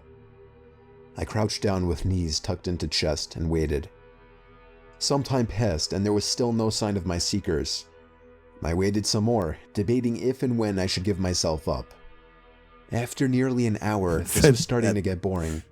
My head The drooped. Simpsons where Bart and Milhouse found a bunch of wigs. I woke with a jerk. It was pitch black. Drowsy and confused, I forgot for a minute where I was Think or Homer what I gets had mad been at them? doing. As it came back to me, the realization that it was now nighttime and that I had been abandoned here filled me with sinking dread in the pit of my stomach. I tried to get up, but a sudden cramp in my calf kept me grounded. I There's also squirmed the about, wig waiting for it to hour pass, when they I heard went a to door slamming shut collapse. downstairs, and instantly froze. One of my cousins? There was a brief period of silence, then footsteps at the bottom of the stairs.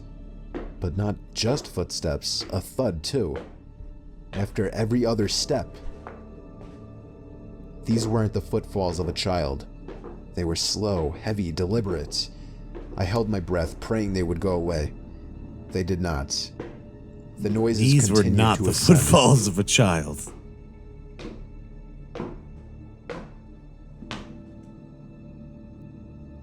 After another moment of silence, the walking resumed, this time along with a steady scraping sound, like something heavy being dragged across the floorboards.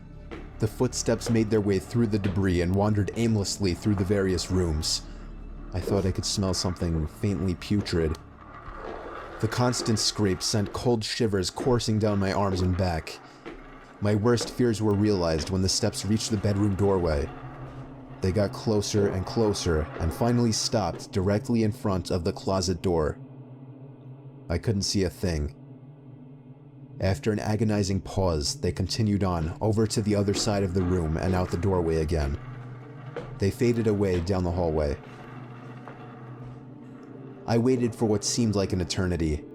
There were no more sounds now, and I was trying to build up enough courage to open the door and flee. 3 things happened simultaneously just then. I was bombarded with a smell I can only describe as fresh roadkill. I heard raspy breathing behind me in the dark closet, and I felt hot breath I don't even against know the what the nape fuck of is my going on in neck. this story anymore. That was enough for me to hurtle myself out from the confines of that nightmare space, relying on memory and scant moonlight to navigate through the darkened house. I left like 20 minutes All the ago. while, I heard footsteps chasing behind me, closing in with terrifying speed. It was a clumsy, torturous escape full of trips and bumps and blind stumbling. I never looked back, at least not until I had burst out the front door and into the country night. And when I did turn around, I saw absolutely nothing. There were no more footsteps and nobody was chasing me. His friends That didn't fucking stop me die. from running though, all the way back to my aunt and uncle's house. There was a police car in the driveway when I got back. My parents were there too, worried sick. Everybody demanded to know where I had been. Apparently, when my cousins still hadn't found me Why by do they evening, look so familiar? they'd returned home to tell their parents. Eventually, the police were called in and informed me that they had already scoured every building on the farm. The insinuation that I was lying about my whereabouts didn't go unnoticed. None of it made any sense. Jimmy Neutron's mom. It wasn't until years later that No one of my Jimmy cousins Neutron. filled in a final piece of the story. He and his brothers had spent hours searching for me like they said, but the part they didn't tell anyone was that they thought they spotted me in the window of the bedroom I was hiding in. And when they got closer, they saw that it wasn't me. A young boy neither of them recognized was smiling and waving down at them and gesturing for them to come upstairs. That's when they ran back home. All of this while I slept in the closet. How do you fall asleep in a fucking abandoned closet? How are you doing?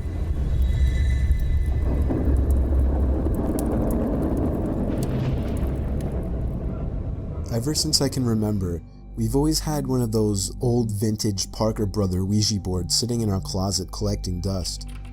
When I was a kid, I always wondered what it was. From the box, it seemed like a horrible board game, until one day I found out what a Ouija board really is, and immediately dug it out of the closet. I insisted on my brother trying it out with me, and eventually got him to play along. We put our hands on the planchette, and I began asking the typical cliche questions like, "Is there anybody there?" and "Can you answer me?"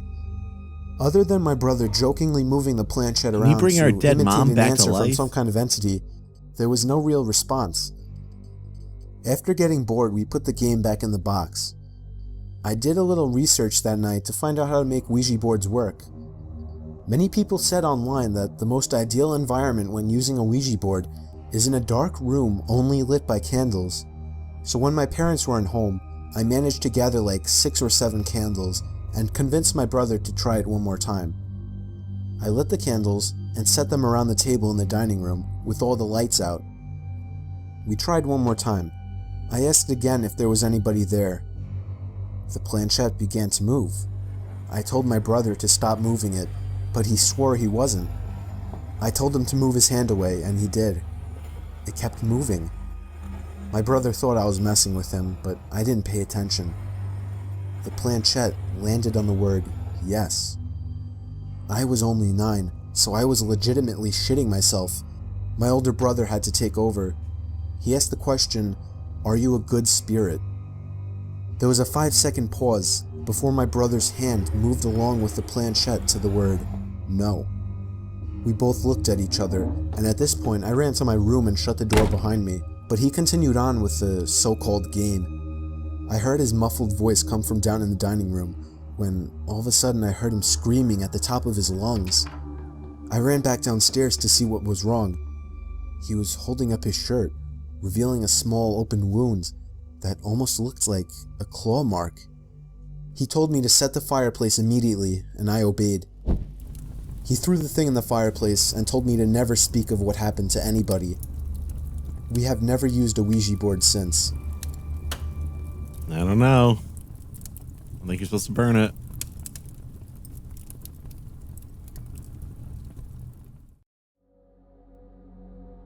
The motel.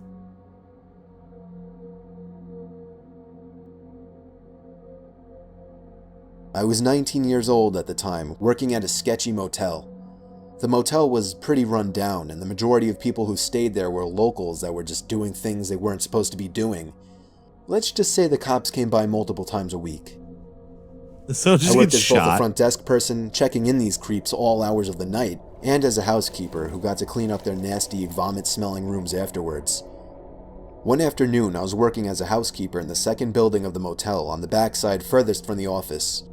I hated working over there because it not only had the most worn-down rooms, but it was always pretty vacant over there and way too quiet for comfort. I began cleaning one of my last rooms and wanted to get done in a hurry because it was getting late.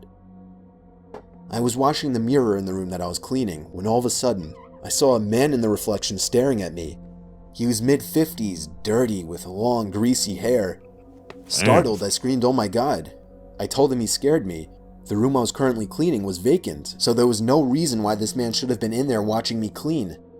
However, we just had a meeting on customer satisfaction, and my boss was really pressuring us to be more polite and help the guests any way we could. Sir?" I asked him cautiously. Can I get you anything? Towels?" The man just stared back at me with a crooked grin and held out his hands to me. Jesus. I thought maybe he was handing me a tip for cleaning his room earlier, but when I looked down, I saw he was holding a $100 bill. Alarms started going off in my head. No one tips $100 on a $40 a night room. The man just smiled and said his name was Terry. He said he was staying in the room next door with his wife Sherry and sort of joked about their names rhyming. He smelled like car oil and alcohol.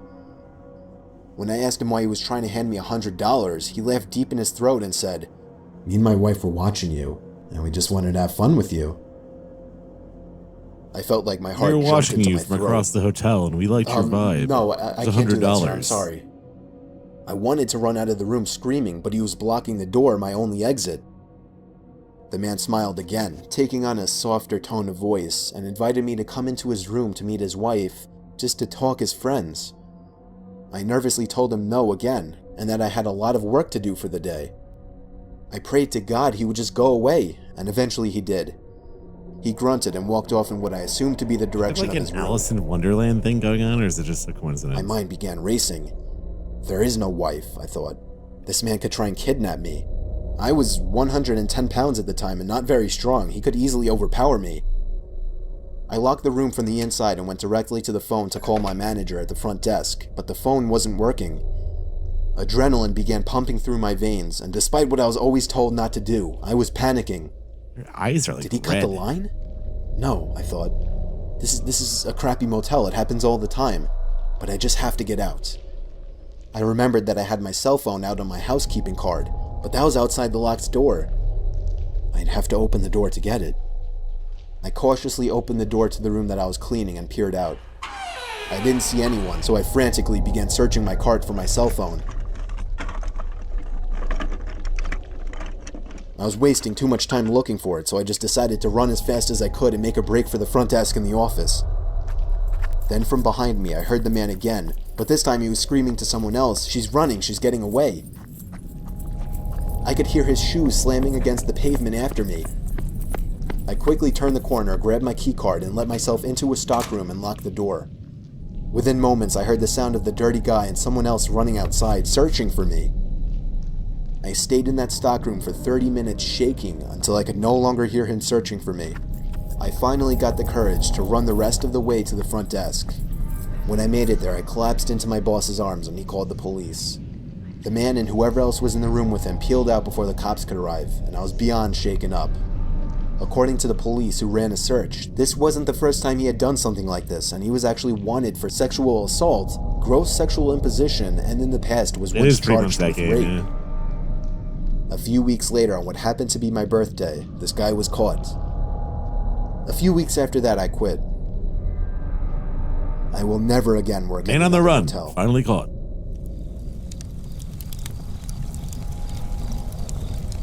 How about like an actual ghost story?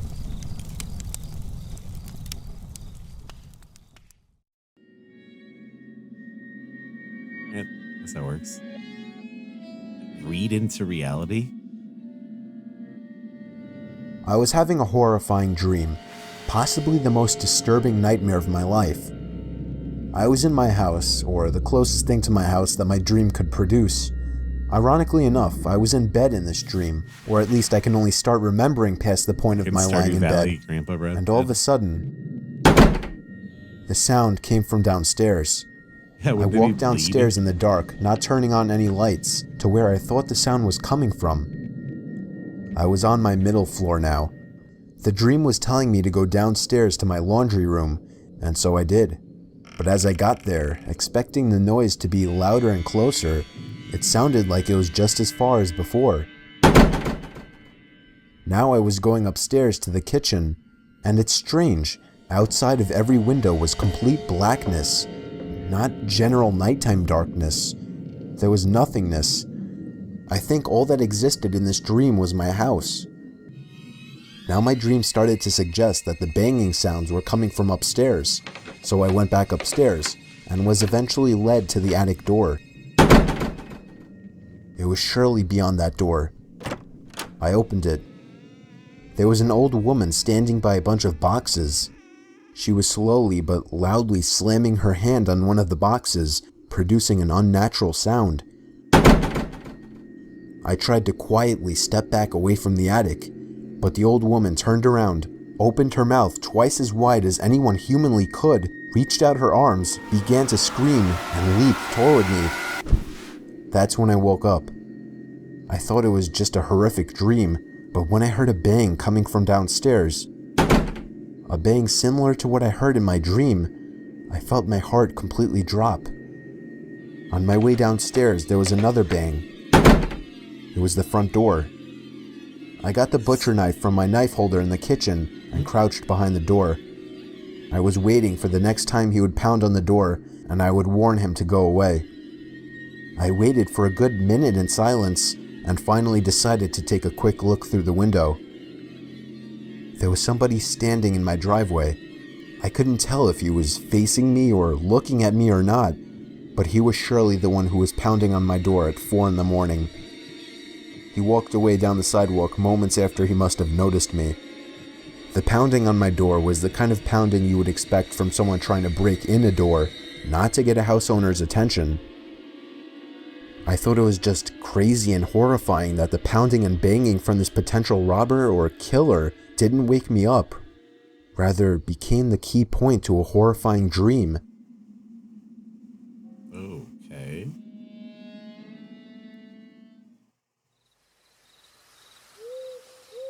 This is a good one.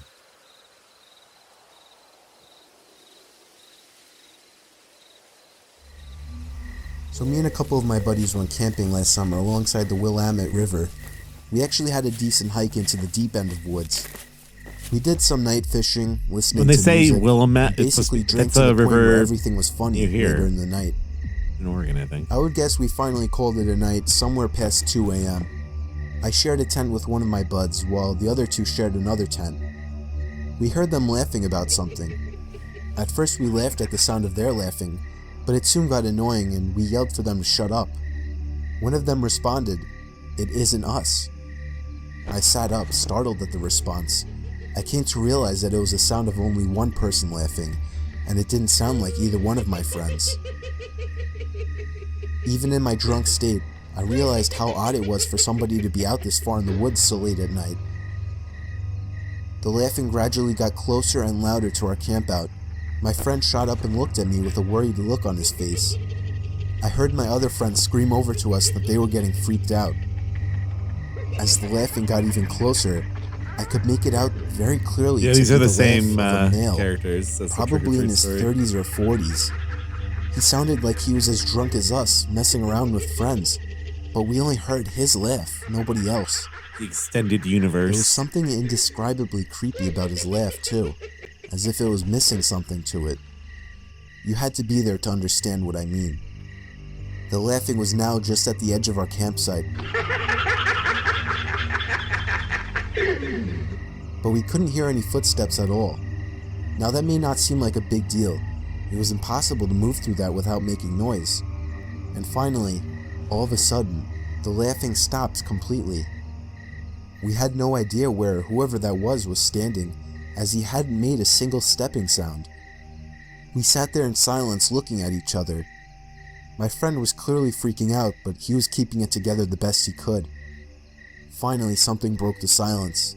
The sound of something rubbing against the cottony fabric of the tent. We saw the outline of a hand through the moonlight, pressing on the tent. We both screamed at the top of our lungs before getting out of the tent. We ran as fast as we could through the woods, our other friends following us.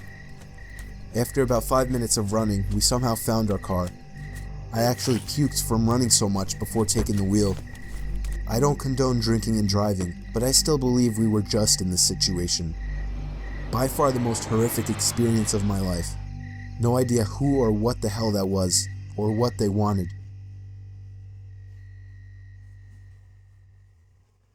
We'll never know.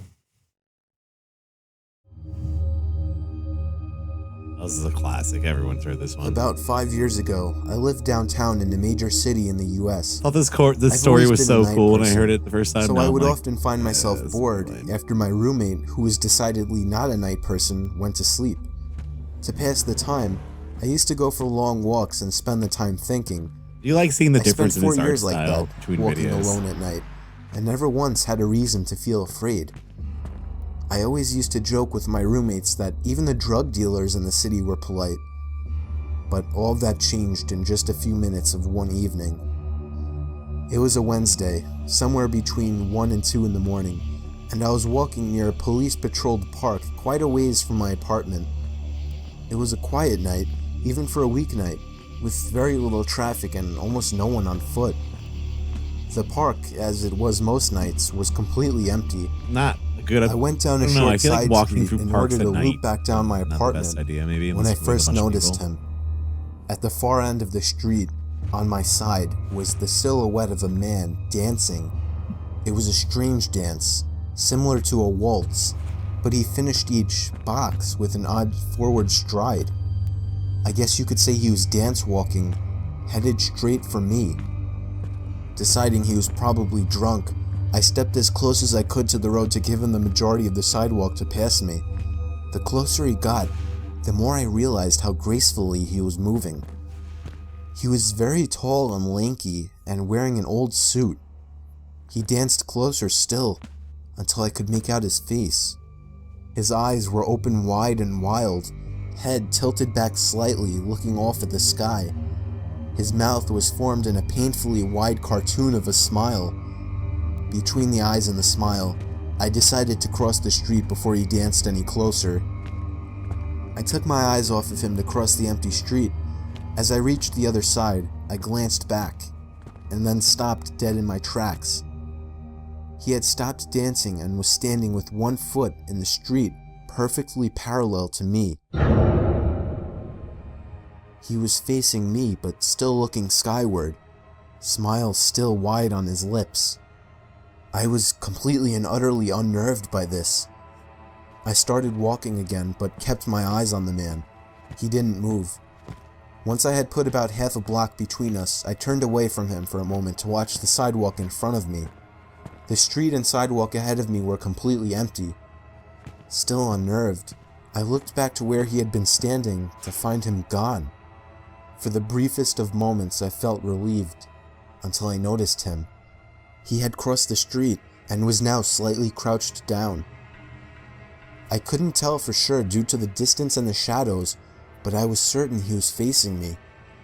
I had looked away from him for no more than 10 seconds, so it was clear that he had moved fast.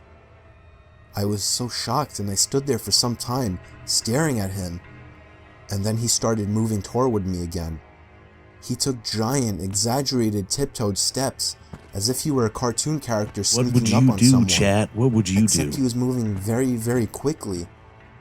I'd like to say at this point that I ran away or pulled out my pepper spray or cell phone or anything at all, but I didn't. I just stood there, completely frozen, as the smiling man crept toward me. And then he stopped again, about a car length away from me, still smiling his smile, still looking to the sky. When I finally found my voice, I blurted out the first thing that came to mind. What I meant to ask was, "What the fuck do you want?" in an angry, commanding tone. What came out was a whimper. What the fuck? Regardless of whether or not humans can smell fear, they can certainly hear it. I heard it in my own voice, and that only made me more afraid. But he didn't react to it at all. He just stood there, smiling. And then, after what felt like forever, he turned around, very slowly, and started dance-walking away. Just like that. Dance walking. Not wanting to turn my back to him again, I just watched him go, until he was far enough away to almost be out of sight. And then I realized something. He wasn't moving away anymore, nor was he dancing. I watched in horror as the distant shape of him got bigger and bigger. He was coming back my way. He was coming back my way, and this time he was running. I ran Come on, too. back around again. I ran until I was off the side road and back onto a better lit road with sparse traffic. Looking behind me then, he was nowhere to be found. The rest of my way home, I kept glancing over my shoulder, always expecting to see his stupid smile, but he was never there. I lived in that city for 6 months after that, and I never went out for another walk. There was something about his face that always haunted me. He didn't look drunk. He didn't look high. He looked completely and utterly insane. And that's a very, very scary thing to see. Utterly insane. Yo, 7-Eleven stories. It was 2 years ago. I was called in to do the night shift, 10 p.m. to 4 a.m. at 7-Eleven, since somebody called out. The store was located on a busy road in a rather quiet and rural area. Excuse me, how is that During a busy the night road? shift, you could expect anywhere from 10 to 20 There's just people nothing, coming to literally buy a beer nothing or there. something else. I haven't seen a store This with one nothing around it like particular that night, in like there was this one guy, mid-20s, that came long in. fucking time. He started making weird noises, like loud yelling noises. I assumed he had some kind of mental disability. In fact, my brother has a mental disability, so I immediately felt sympathy for the guy. Some of these stories He are walked like up to the counter unlisted, and without I think any I know items, why. with his head facing me, but his eyes were looking up at the ceiling. Also, it's the I same felt character uncomfortable. as I honestly the didn't Corolla know how to story. deal with it. I tried speaking with him, but he only responded in loud noises. I kept checking if he was with someone outside, but he was alone. There weren't any Over cars in the 9,000. parking lot, so I assumed he Fucking walked. cheese. He stood there for so long, looking up at the ceiling and making noises, over him that I perfectly. tried to get him out by handing him a bag of chips and telling him he can go. I tried finding some kind of number to call for someone to help him. Yeah, it's just like one anime Then, man he out draws. of nowhere, he finally turned around and walked out of the store. I felt so horrible for the man, but at the same time, I felt a bit creeped out. About an hour later, the phone on the counter rang.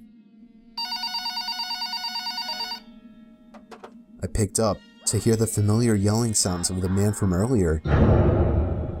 It caught me off guard. I didn't know what to think, other than this has to be some kind of prank.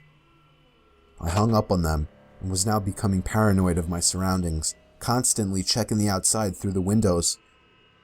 Come 4 o'clock, the person working after me came in, finally allowing for me to go home. It wasn't my problem anymore. I got home and threw all my stuff on the table, ready to get to sleep. But my phone rang within a minute after entering the door. Who could it be? I felt a chill run down my spine. Why would someone be calling at 4 a.m.? I could only imagine it was bad news. I braced myself and picked up the phone to hear the man again. I felt sick to my stomach as I listened to the loud noises he made. I struggled to slam the phone to the receiver. It doesn't All even night, like make I felt sense. like I was being watched, even with all the blinds shut. It's just And I fucking could dumb. swear I heard strange noises coming from all over my house. I refused to get any sleep until the sun came up. Weeks passed and I had forgotten about the incident, until one day, when going into the basement for the first time in a while, I found that papers had been scattered all over the floor, and when I went into the basement closet, I found writing on the walls. 7-Eleven had been written in Sharpie on the wall, along with the address to the 7-Eleven I worked at and my house address. The most disturbing part, I also found various kitchen knives, along with a large pocket knife sitting in the closet. What started out as seemingly just an innocent person turning into something of a prank ultimately turned into something much more horrifying. He had been living down there for God knows how long, and I'm just grateful that, for whatever reason, he changed his mind and left, because I haven't seen or heard from him since. All I can say is that man is dangerously ill. Yeah, it doesn't really make much sense.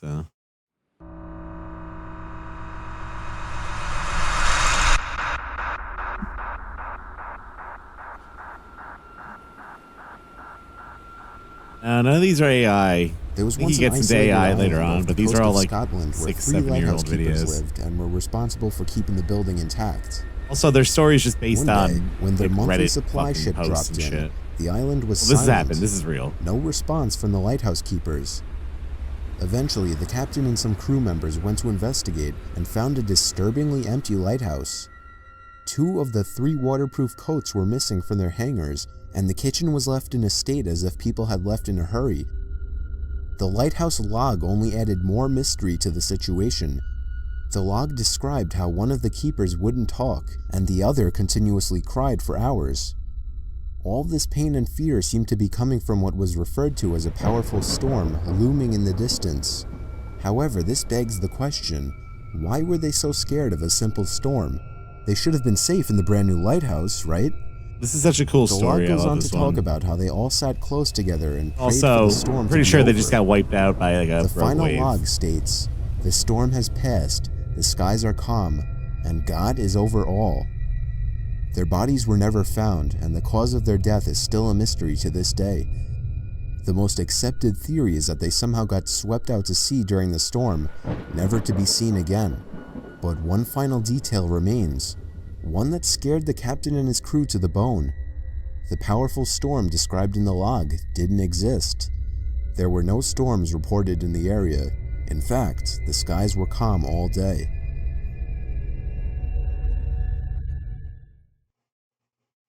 And who did it? This is a classic. This story took place a long time ago, back in 2002, when Craigslist was in its early years. Many wouldn't know, but back in those days, Craigslist was a lot different. It was a lot more so an online garage sale, or just a place where people would list old things that still had some value that they were willing to give away. I got a basketball hoop, a hockey net, and a spoiler for my car, all free in perfect condition in that same year. You'd be lucky if you found something like that these days. Anyway, me and my son were dying to buy a hockey net so we could practice in the cul-de-sac we lived in. For the record, this was before I got that free one I mentioned. Wouldn't you know it, on Craigslist there was an ad for a slightly used regulation-size hockey goal for only $50. I could see that too. Like one of them. It came with a puck and 2 slightly used hockey sticks. I still have a picture of that ad to this day. It seemed like the perfect deal, but he lived about 2 hours away. I called the number he had listed, and he sounded pretty normal on the phone.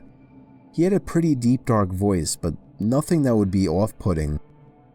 I remember his voice being a bit emotionless. He agreed to meet halfway due to the distance, said he'd put the stuff in the back of his pickup truck.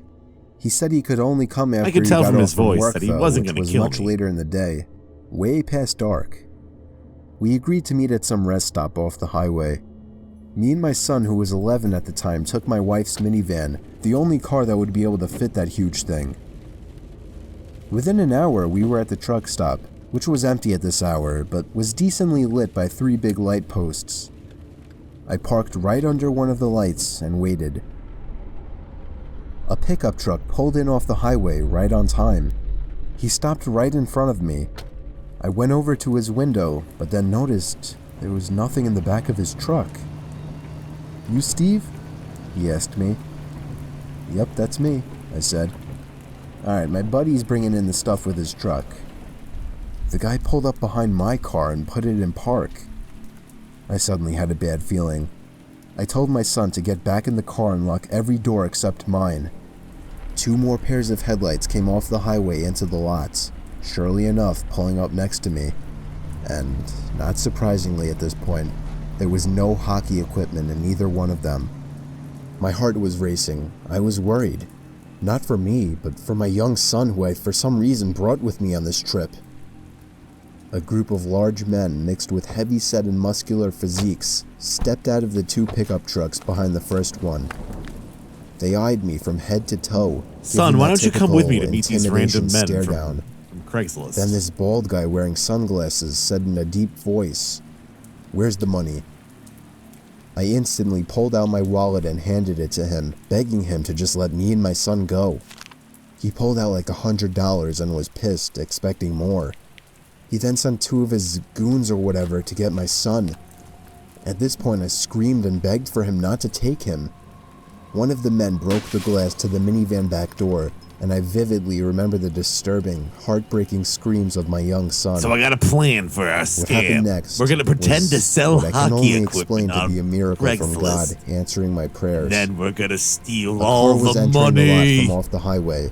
All the men stopped and turned to look at it. Boss, shouldn't we like maybe As it got closer, step my it up heart and do literally some dropped in higher stakes excitement crime? as I saw it was a police car. You say? The light You say- suddenly began to flash as he got close enough to see what was You going want on. to sell hockey nets? You don't want to All steal? the men were back in their trucks within money from people? seconds, speeding off down the highway. Well, at least 2 of them. The truck in the back was caught immediately by the police car, and backup arrived shortly. Boss, I don't know about this everything hockey to them, net. and they got the plan, men that man. were caught to rat out on the others surprisingly quickly. I guess luckily the guys in the back truck weren't very loyal to whoever their leader was, if they even had any type of leader. Believe it or not, I had a police escort all the way home to make me and my son feel safer. Stick to the plan. We're I don't gonna want to sell get into hockey all the nets on legal stuff, but Craigslist. I'll just say that all of those men Become except rich. for one was caught, and I'm pretty sure that was the driver of the first pickup truck. Needless to say, my Craigslist days weren't over at that point, but I've always been much more protective of my son and much more cautious of Craigslist Like they're meetings like since driving then. to Nibelheim. Decided to go to Nibelheim for dinner.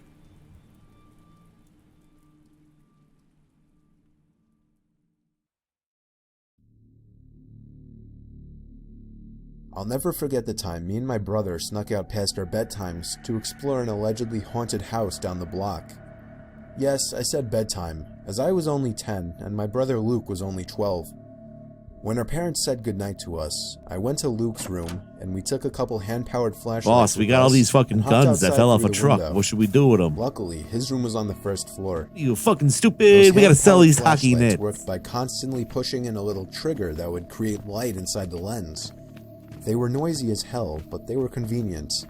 Is that Once we were kid outside, Chucky? we just I know, walked down the it's not block, Chucky. and in 2 minutes we were there. It was rumored by all the neighborhood kids and teens that the place was haunted. Everything about it was creepy. The older, more antique design of the house, the isolation from the rest of the houses, So all these the kids broken going into windows and fucking rotting dumb wood. houses. It seemed perfect for a horror movie. We went around to the backyard. This was all my curious and confident brother's idea. I was scared shitless. Spider falls off the wall. The door was locked, as expected. I felt a bit of relief, thinking we might just go home, but my brother made a shocking move next. Isn't this the kid from the Grabbed a last story plank of that wood almost got laying in the kidnapped? grass and began smashing the already chipped Passing window. the trauma on to the next kid. Eventually, there was enough of an opening to unlock it and slide it up completely. We hopped inside and began cranking those noisy-ass flashlights. Immediately after entering the house, we both picked up on the fact that it was like 90 degrees in there, which was odd as it was a September night in the mid-70s. There was no graffiti or anything anywhere. In fact, it was relatively empty besides a few pieces of furniture that were clearly not worth taking along. It seemed we were the first to enter the house, shockingly, He looks way or too at least from confident. the back. What he's doing. We went upstairs to the main floor from the little den area and continued cranking the flashlights.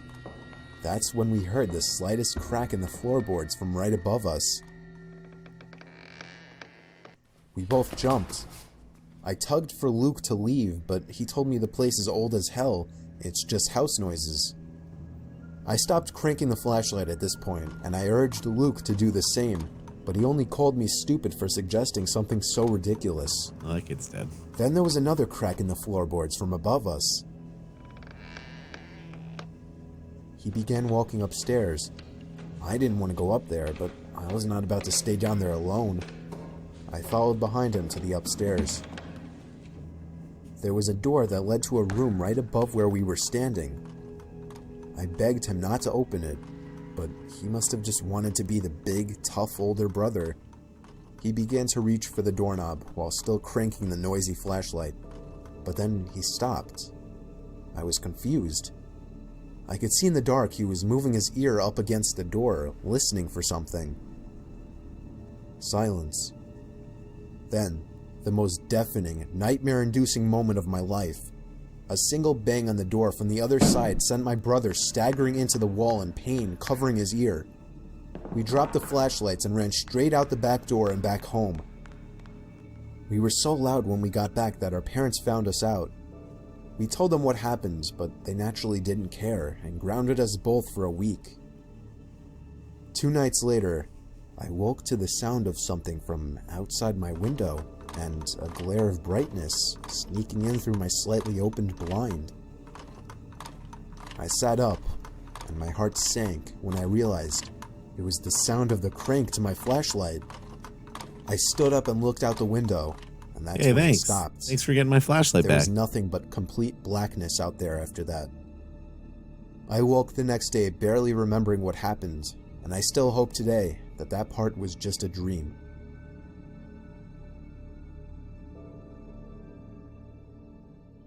I kind of like that one.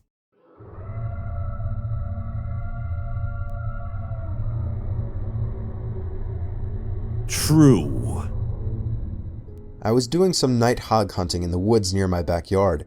I was hiding in the tower I Hog built hunting. about a decade ago. In case anyone's wondering, I of course had a night vision scope attachment. I guess I'm what you would consider a hardcore hunter. I don't want to bore you with the unnecessary story prolonging details, so I'll make this short. And I want everyone to know that though I agree this story sounds far-fetched and crazy, it is nothing but the truth. And I in a way actually consider myself lucky that I'll always have such a horrifying story to share. So, while I was sitting in the tower waiting for movement, it finally came. I took aim and found the source. But it wasn't at all a hog, or any kind of animal I was expecting. It was a person. A man wearing all black. Black sweatpants, black shoes, and a black hoodie with the hood over his head. But that wasn't the freakiest part. He was dragging a sack behind him. My heart started racing. I was pretty sure I was witnessing this guy trying to bury a body. I continued to watch him, but then he slowed down, and I swear to God, it looked as if he turned his head up to me. I ducked down under the wooden walls of the tower, shaking in my boots. Just gonna have to yes, shoot him. I had a gun, but just the idea of using it against a person is horrifying. I lay low, praying to God that he How hadn't about those seen hogs? me. You're okay with shooting those It wouldn't hogs? make sense if he could, though. It's practically pitch black out here, or at least that was my logic. Seconds felt like an eternity as I waited for the footsteps in the leaves to move elsewhere, but I didn't hear any footsteps. All I heard was the sound of a foot hitting one of the wooden planks on the ladder of the tower. I felt the entire tower vibrate and shake as there were 2 more steps moving up the ladder. At this point, I was asking myself deep down, am I going to be able to shoot someone? But for some reason, whoever was down there decided not to climb all the way up, as I heard them You're jump back pointing down to at the forest nothing. ground and began dragging the sack away. I think I stayed frozen like a statue for at least 10 minutes before even peeking over the ledge again. The coast seemed clear. I had to get home and warn the police immediately. I hopped over the ledge and descended down the ladder. I turned on my pocket flashlight, which in hindsight was a stupid move considering the situation, and ran back in the direction of my house. I was only able to run for about 10 seconds or so when I heard the rapid, manic footsteps crunching the leaves from behind me. I took a look over my shoulder, and there he was, inches away from my face.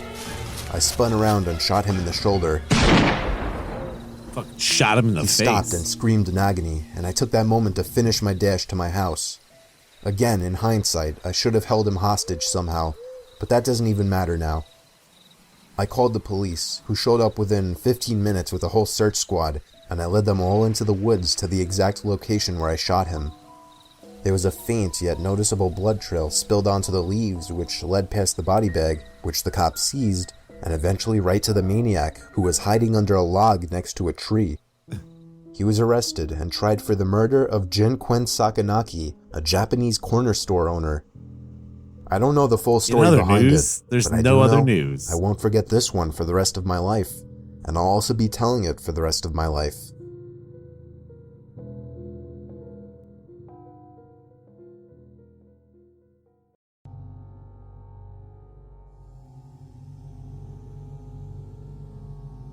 I recently moved out, and I already have a horror story to tell. The house I moved into isn't anything impressive, it's just a house that's appropriate for 1 or 2 people. But I'd say right away, I started hearing weird sounds coming from inside the walls. I first heard it in the There's someone kitchen, in the walls. and then in the bathroom, but on night 3, I started hearing it in my bedroom. Walls. I was sure there was some kind of animal living in my walls. I just had to figure out how to get rid of it. The next morning, I didn't even have enough milk to fill the bowl of cereal. I couldn't believe I hadn't realized I needed more milk. In fact, I seemed to be eating up all of my food pretty fast. Tomatoes. I woke up in the middle of that night to the sound of breathing. Not my breathing. It sounded just like the breathing of a person. I flipped the lamp on and it stopped. I chalked it up as my mind playing tricks on me after waking up. The next day was really hot, so I turned on the AC for the first time. I checked every single vent, and some of them weren't blowing any air, one of them being the vent right next to my bed. I peered through the vent with a flashlight. There wasn't even a duct behind the vent. It was just the inside of the wall. It seemed that whatever air duct was in there had been removed. Unfortunately, I didn't look into the air conditioning system while buying the house, so I didn't know about this. That night, I had to sleep in the heat with no AC, so I was up pretty late, constantly rolling around and flipping the pillow over. Then I eventually started to hear the breathing again, but this time I was fully awake. I knew it was real this time. It was coming to my left. I looked to my left at the air vents. The sound was surely coming from in there. I grabbed the flashlight again and shined it in through the vent. I dropped it and screamed. There was someone's face peering through the cracks of the vents. The first thing I saw were their eyes, open wide and glowing. I screamed all the way down and out the house. I soon found out there was a crazy, dangerous homeless man living in my walls, and he had been eating my food ever since I moved in.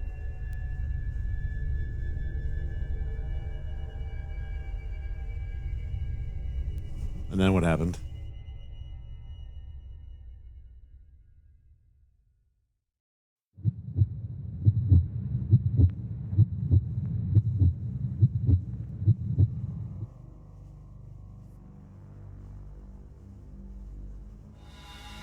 I was out doing a delivery one late. There's an ad starting. Let's take a short break.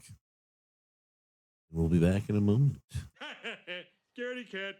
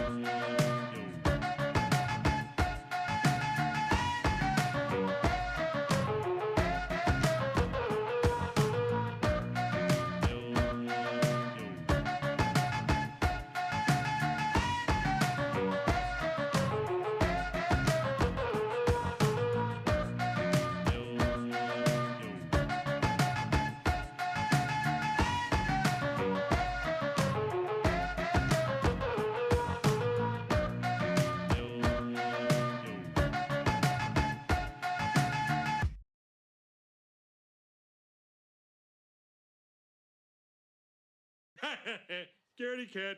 Yeah.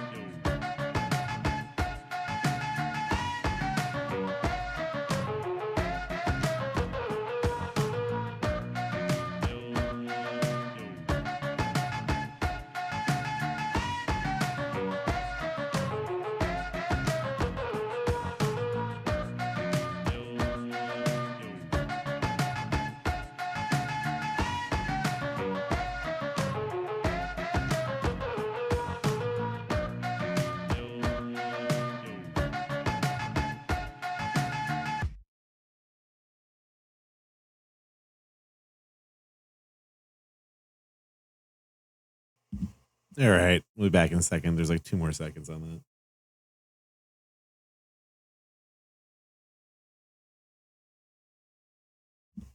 Ba-da-da-dun. All right, we're back. Let's get back in the Camry.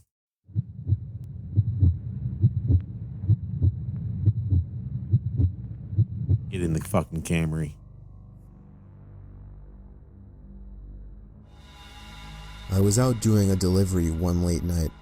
It was probably the longest drive I have ever taken for a pizza delivery.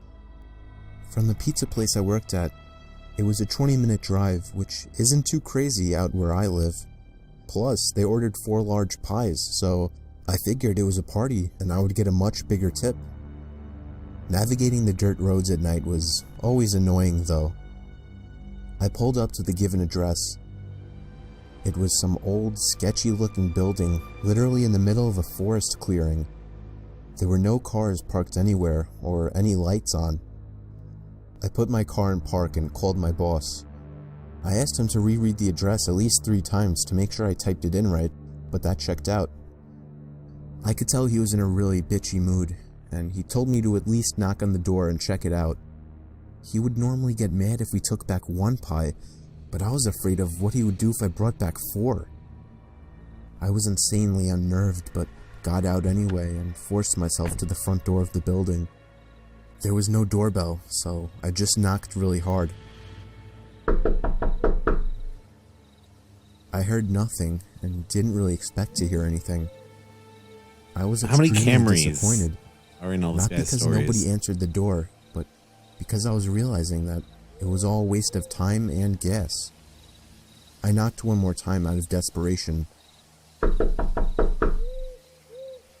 and then began to hear some kind of rustling noises from inside of the building.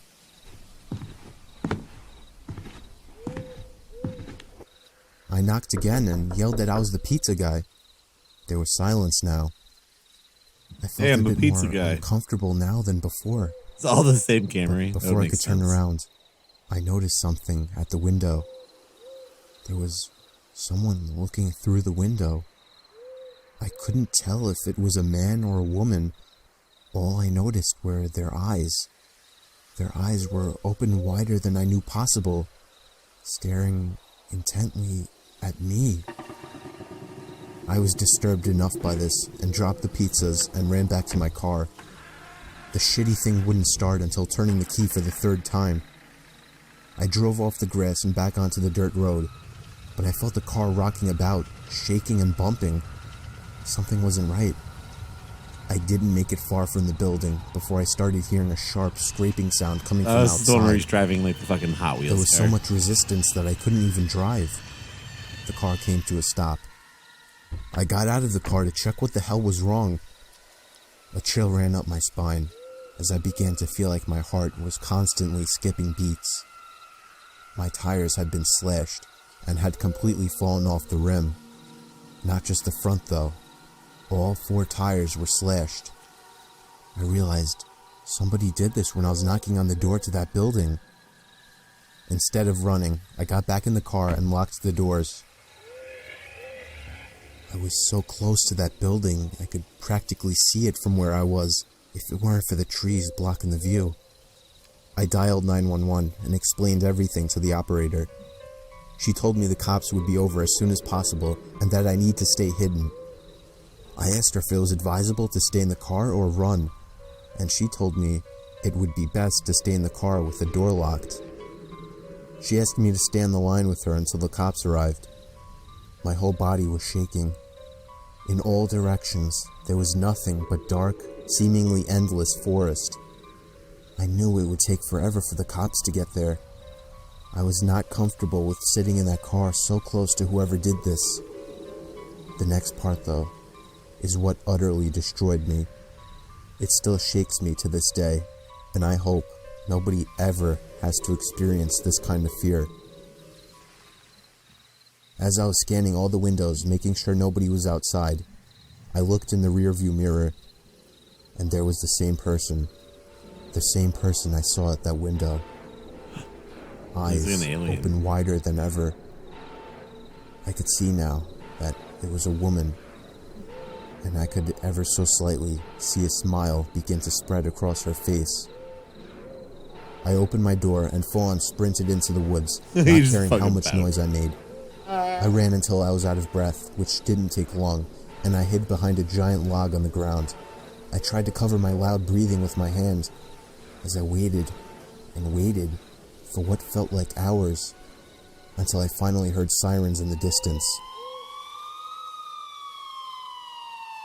I gathered up all the stamina I had left to run all the way back in the direction of the dirt road. Eventually, the glowing red and blue lights came into view, and I had never felt better in my life. They were parked in front of my car, investigating with flashlights. I came out yelling at them like a lunatic to help me. Hot Wheels. I fell to the floor and started to gag, almost throwing up from running so much. They picked me up and began to question me, to which I explained everything to the best of my ability. One of the 2 cars drove over to the building, and the 2 officers began to search the building. They came back with nothing except for a couple of spiky objects. These objects were exactly the same as the ones used to slash my tires. The cops guessed that it was some kind of sick, demented couple, being that I saw the woman, but unfortunately they were never found, and that still kills me to this day. I obviously quit my job right after that and started working at a local grocery store. I know that I'll never forget seeing that woman at the back of my car. I mean, it's crazy, but you just saw a lady. The last thing I saw was my alarm clock flashing 12:07 before she pushed her long, rotting nails through my chest, her other hand muffling my screams. I sat bolt upright, relieved it was only a dream, but as I saw my alarm clock read 12:06, I heard my closet door creak open. Growing up with cats and dogs, I got used to the sound of scratching at my door while I slept. Now that I live alone, it's much more unsettling.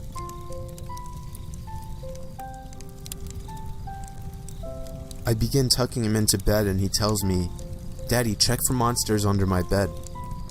I look underneath for his amusement and see him, another him, under the bed, staring back at me, quivering and whispering, "Daddy, there's somebody on my bed."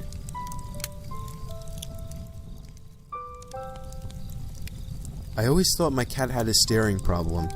She always seemed fixated on my face, until one day when I realized that she was always looking just behind me.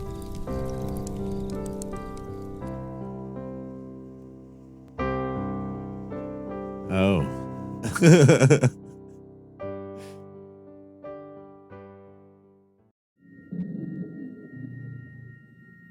Oh, this is like probably my favorite one they've ever made, I think.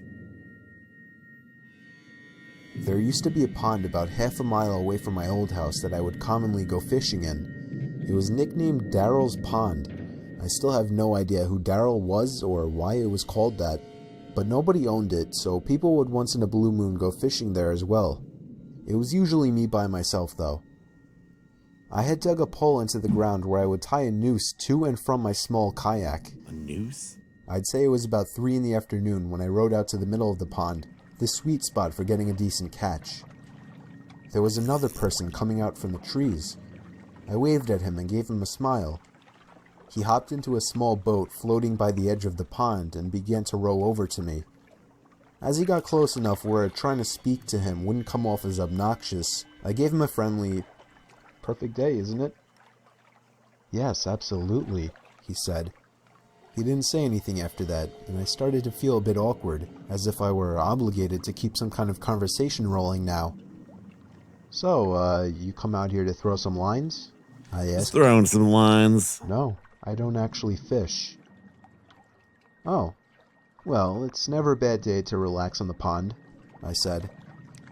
He continued to row closer to me until his boat collided with mine, creating a big thud. I was genuinely uncomfortable now. I didn't feel threatened, just weirded out. I was only 24 years old. This guy looked like he was late 40s or 50s. There was an awkward silence. I tried to just act like I was focused on trying to make a catch, but by now that wasn't even on my mind. This guy was weird.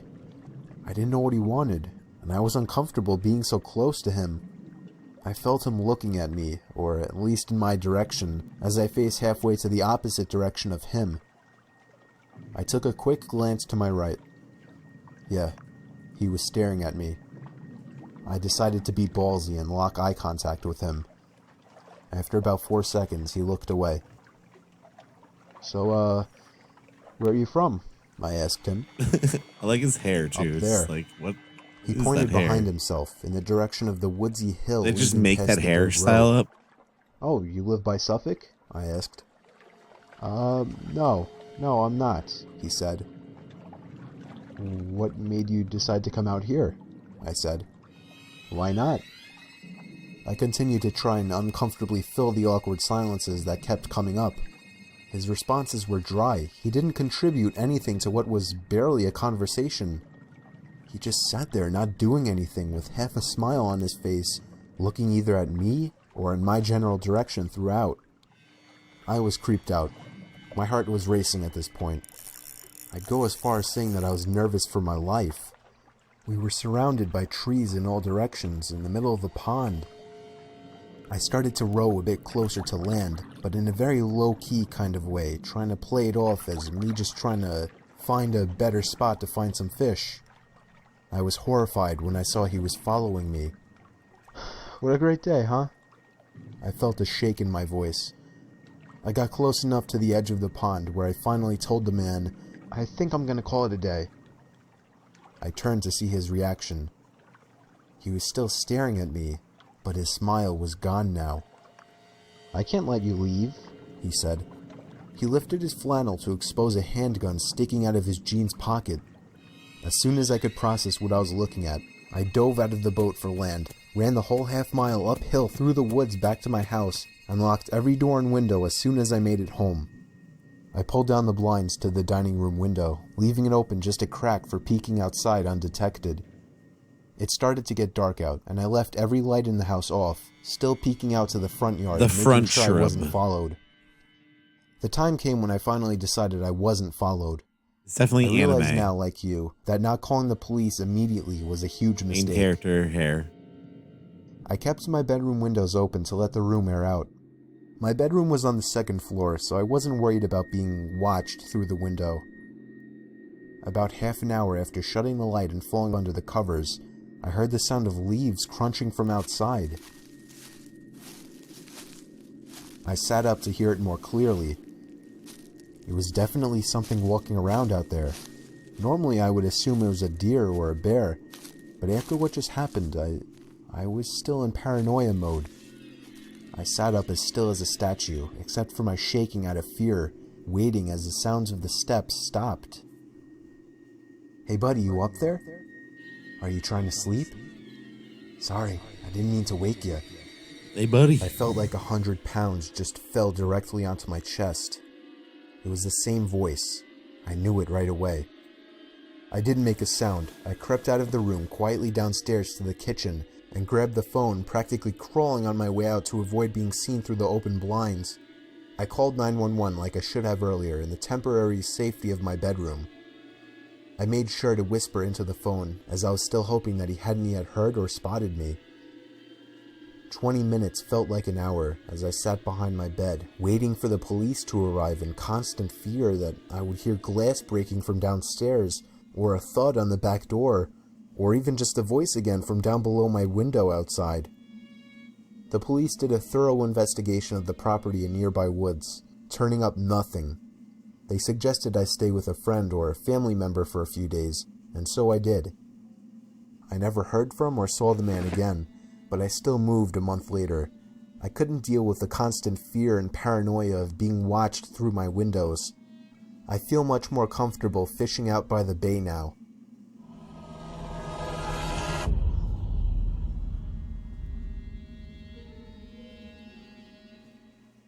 But did they catch any fish? You can see some weird things when you're tired. But the thing about this story, We saw this one. I wasn't tired.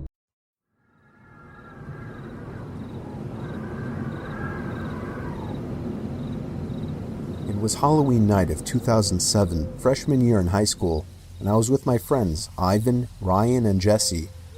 We were all dressed as the Super Mario characters. I was Luigi since I was the second tallest. Ivan was Mario since he's short and buff. Mario. Not that Mario was buff. Jesse was Waluigi because he's freakishly tall and skinny, and Ryan was Wario because he's just really fat. So they were the perfect group costumes for us. We live in a very non-congested suburban neighborhood with a decent amount of space in between houses. On Halloween, that's the worst thing ever. Less bang for your buck. We were trick-or-treating for hours, way past dark, and eventually came the time when most trick-or-treaters were heading home. My feet started to hurt, and I had to constantly switch arms for holding the now 10-pound pillow sack of candy, but we planned on going until our bags were completely full. A lot of the houses by now weren't answering anymore. It was probably past their cutoff time for giving candy to trick-or-treaters. Approaching our next house, we saw a purple bucket on the stoop, which was the best feeling ever. I was the one to get close enough to realize it was empty, which was the worst feeling ever. I turned around when I heard a knock at the window of the house. We all looked at the window. Couldn't see anyone, but heard someone call out, "Wait." The door opened and an older man, late 40s, already balding, stepped outside. He told us to come inside so he can get us some more candy. I said we could just wait out here. He responded saying something along the lines of, "Nonsense, come on in, we'll get you your candy." Ivan stepped in and said, "It's alright. Come on, Dan, let's go." I told the guy to take care and apologized. He just stood there watching as we walked off, not saying anything. I felt bad, but at the same time, that guy seemed like a creeper, and I figured I just dodged a bullet not going in there. If the story ended there, it wouldn't be scary, so of course, it didn't end there. We skipped a few of the guy's neighboring houses just to get further away, and continued on with our business. We were walking down close to the nature preserve now, so there weren't many houses around us. At this point, we were now walking back closer to Jesse's house. I noticed Ryan had stopped walking, and I turned around to see what's up. He said he heard someone moving from behind the trees in the preserve. Now this was before everyone's phones had flashlights, so we couldn't just go searching in the woods for someone. Besides, we were just telling Ryan that it must have been a raccoon or something. You may think this is a bit of a cliche, but when things like this happen in real life, you always assume the more logical possibility. It's just natural. Why would we assume we were being followed? I had to put my arm around Ryan's shoulder and nudge him forward.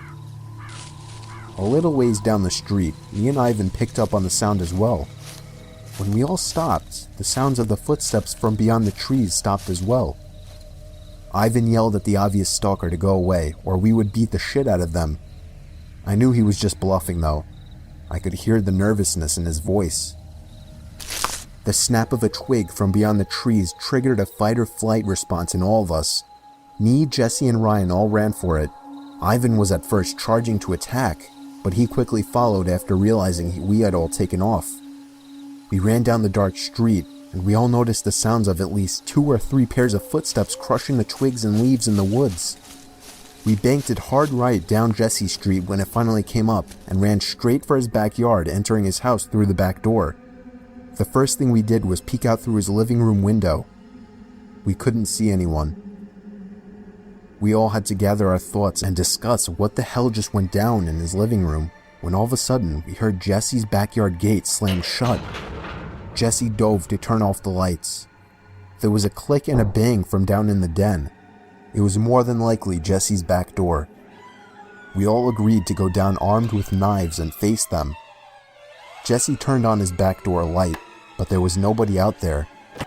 Just then the front door opened, and we all screamed like animals. Jesse's mom and sisters came rushing downstairs.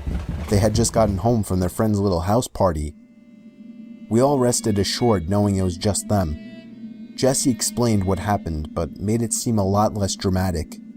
Me and Ivan went home after that and called it a night. At 12:30 a.m., I got a disturbing text message. It was from Jesse. It said, "It wasn't my mom."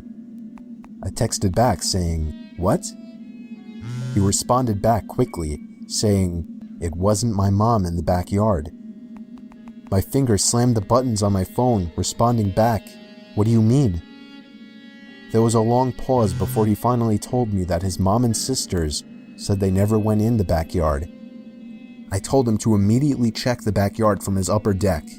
He had already done just that. He also told his mom everything, and she had already called the police. They didn't find anyone back there, but Jesse did mention the guy who invited us in while trick-or-treating. Nothing ever became of that, and nothing ever happened at Jesse's house again after that one Halloween night. And then we got killed by a fucking giant pumpkin.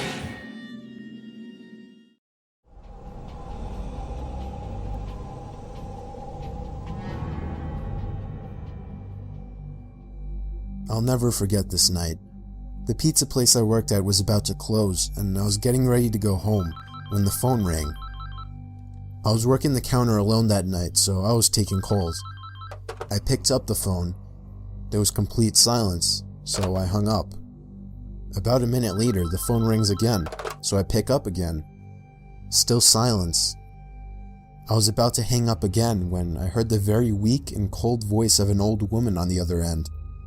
She said she wanted a regular pie delivered.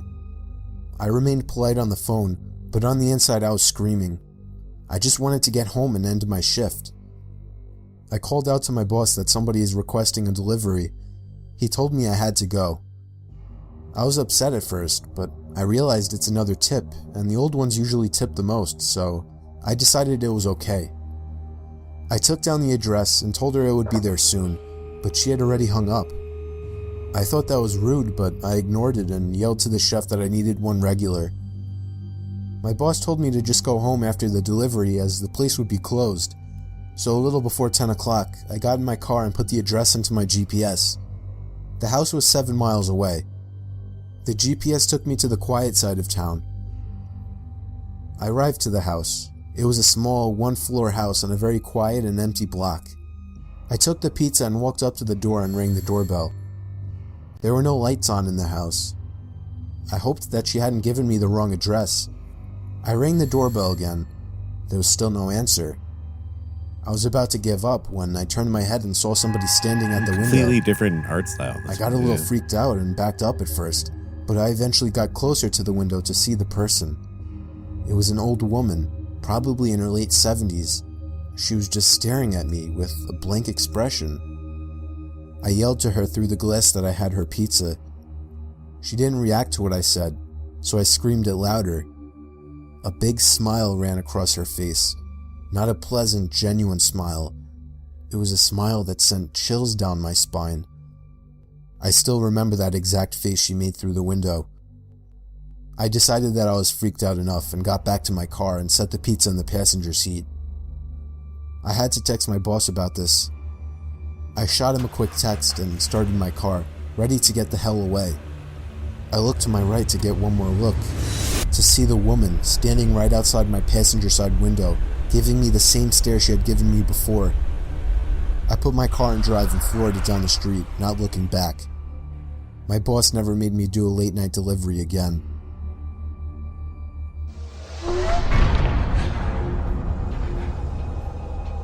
Oh.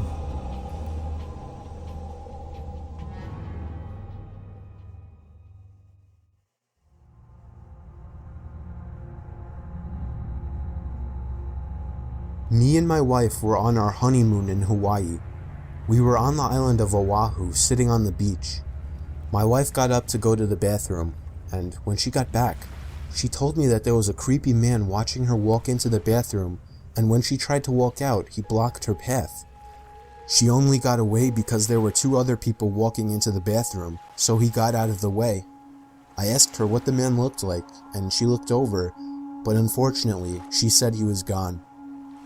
Our hotel was walking distance from the beach, so we got back quickly, but we made sure to report the man to a police officer we saw walking on the beach, and then we washed up before going out to eat. We ate at a fancy seafood place and did some walking around afterwards. Close to midnight, we finally went back to the room and began to wind down. Then we got a knock at the door. I looked through the peephole of the door and saw a man in a maid uniform standing outside. I opened the door and he immediately tried to let himself in. I pushed him back a bit, asking him what he wanted. He told me he left something in the room while cleaning earlier and needed to get it out. The only thing, we left the do not disturb sign on the door all day. Then I noticed he was making eye contact with my wife. My wife then screamed, "That's the man!" I didn't understand at first, but it was too late for that. The man had already lunged at me, holding my throat with one hand while reaching behind himself with another. He pulled out a knife and started swinging at me, and if it weren't for my wife coming over and smashing his face with the lamp, I would have been as good as dead. The commotion drew out all the inhabitants of the neighboring rooms. One of the women started freaking out and screaming, making the situation worse. We called the police, and so did the hotel. It turned into a huge, horrible scene, but we were just happy to be alive. We were questioned when the police arrived, and some of the other people around us claimed to have witnessed it all. We still don't know what kind of intentions this guy had, but if I had to guess, I would say he wanted to get to my wife. He must have been one very dumb person to think he would get away with something like this in such a public building.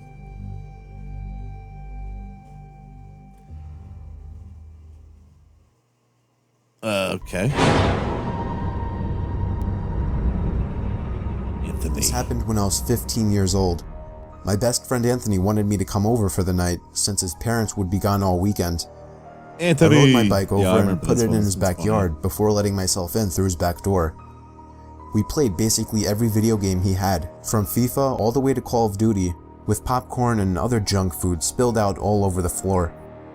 As the night progressed, we moved from video games to watching half a movie and getting bored to doing prank calls at close to 10 o'clock. Anthony made a few calls to different pizza places. When it was my turn, I just dialed a few random numbers in hopes to get someone at their house. On, say, my 4th attempt, I finally reached somebody. A guy with a deep and rough voice picked up, answering with a yeah instead of a hello. Anthony's laughing in the background made me stumble with my words mid-sentence, ultimately cracking up into laughter. I had never done a prank call, so I sucked at it. The guy on the other end was silent.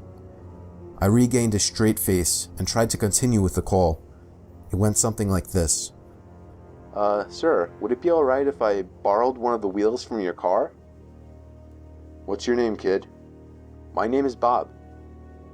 Really? You sure it's not Anthony? It hit me like a brick. I looked up at Anthony, whose face was noticeably full of fear. I hung up the phone, not wanting to be on the line with whoever that was for another second. Anthony, who the hell was that? I asked him. I don't know. he told me. Does your caller ID info display your name or something? No, it shows my dad's name. We hopped on the computer and did some research, trying to figure out how it was possible to get someone's name through their phone number.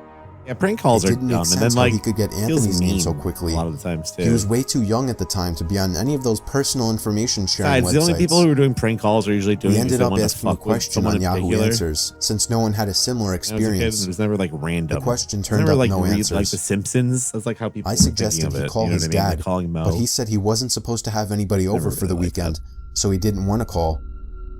We planned on sleeping in the living room, so we just resumed watching the movie that we hadn't finished from earlier. Right after the phone call had left my mind, me and Anthony looked at each other when we heard his front storm door opening, and then the doorknob to the front door began to turn.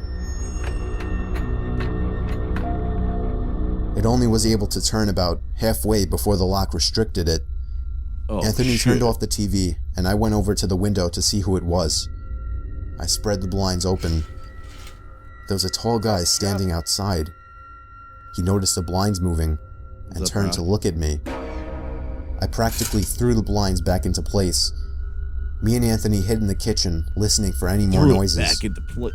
We heard the sound of the gate to the backyard opening, as it was right outside the kitchen window. God damn it, I said. I forgot to shut the back door. Throw it back. Anthony urged me to run and shut it. I made it to the hallway leading to his back door, and froze. There was a silhouette standing outside the back door. I don't think he noticed me, but he was surely looking into the house. He opened the door and stepped inside. I tiptoed to the kitchen and motioned for Anthony to follow me upstairs. We made it to his room as quietly as possible, pulling the door shut to avoid making any noise. Why does his room have like ropes on it? We crawled under his bed. He had cloth covering the bottom of his bed, so you couldn't see anything under it unless you actually moved the cloth. The doors downstairs all opened, each one getting closer to the stairs. Thumps finally began up the stairs, and he was right outside the door now. The door to the room opened. I could hear Anthony's breathing. It's fucked up. It was too loud. Footsteps moved over to the closet, and then the closet opened.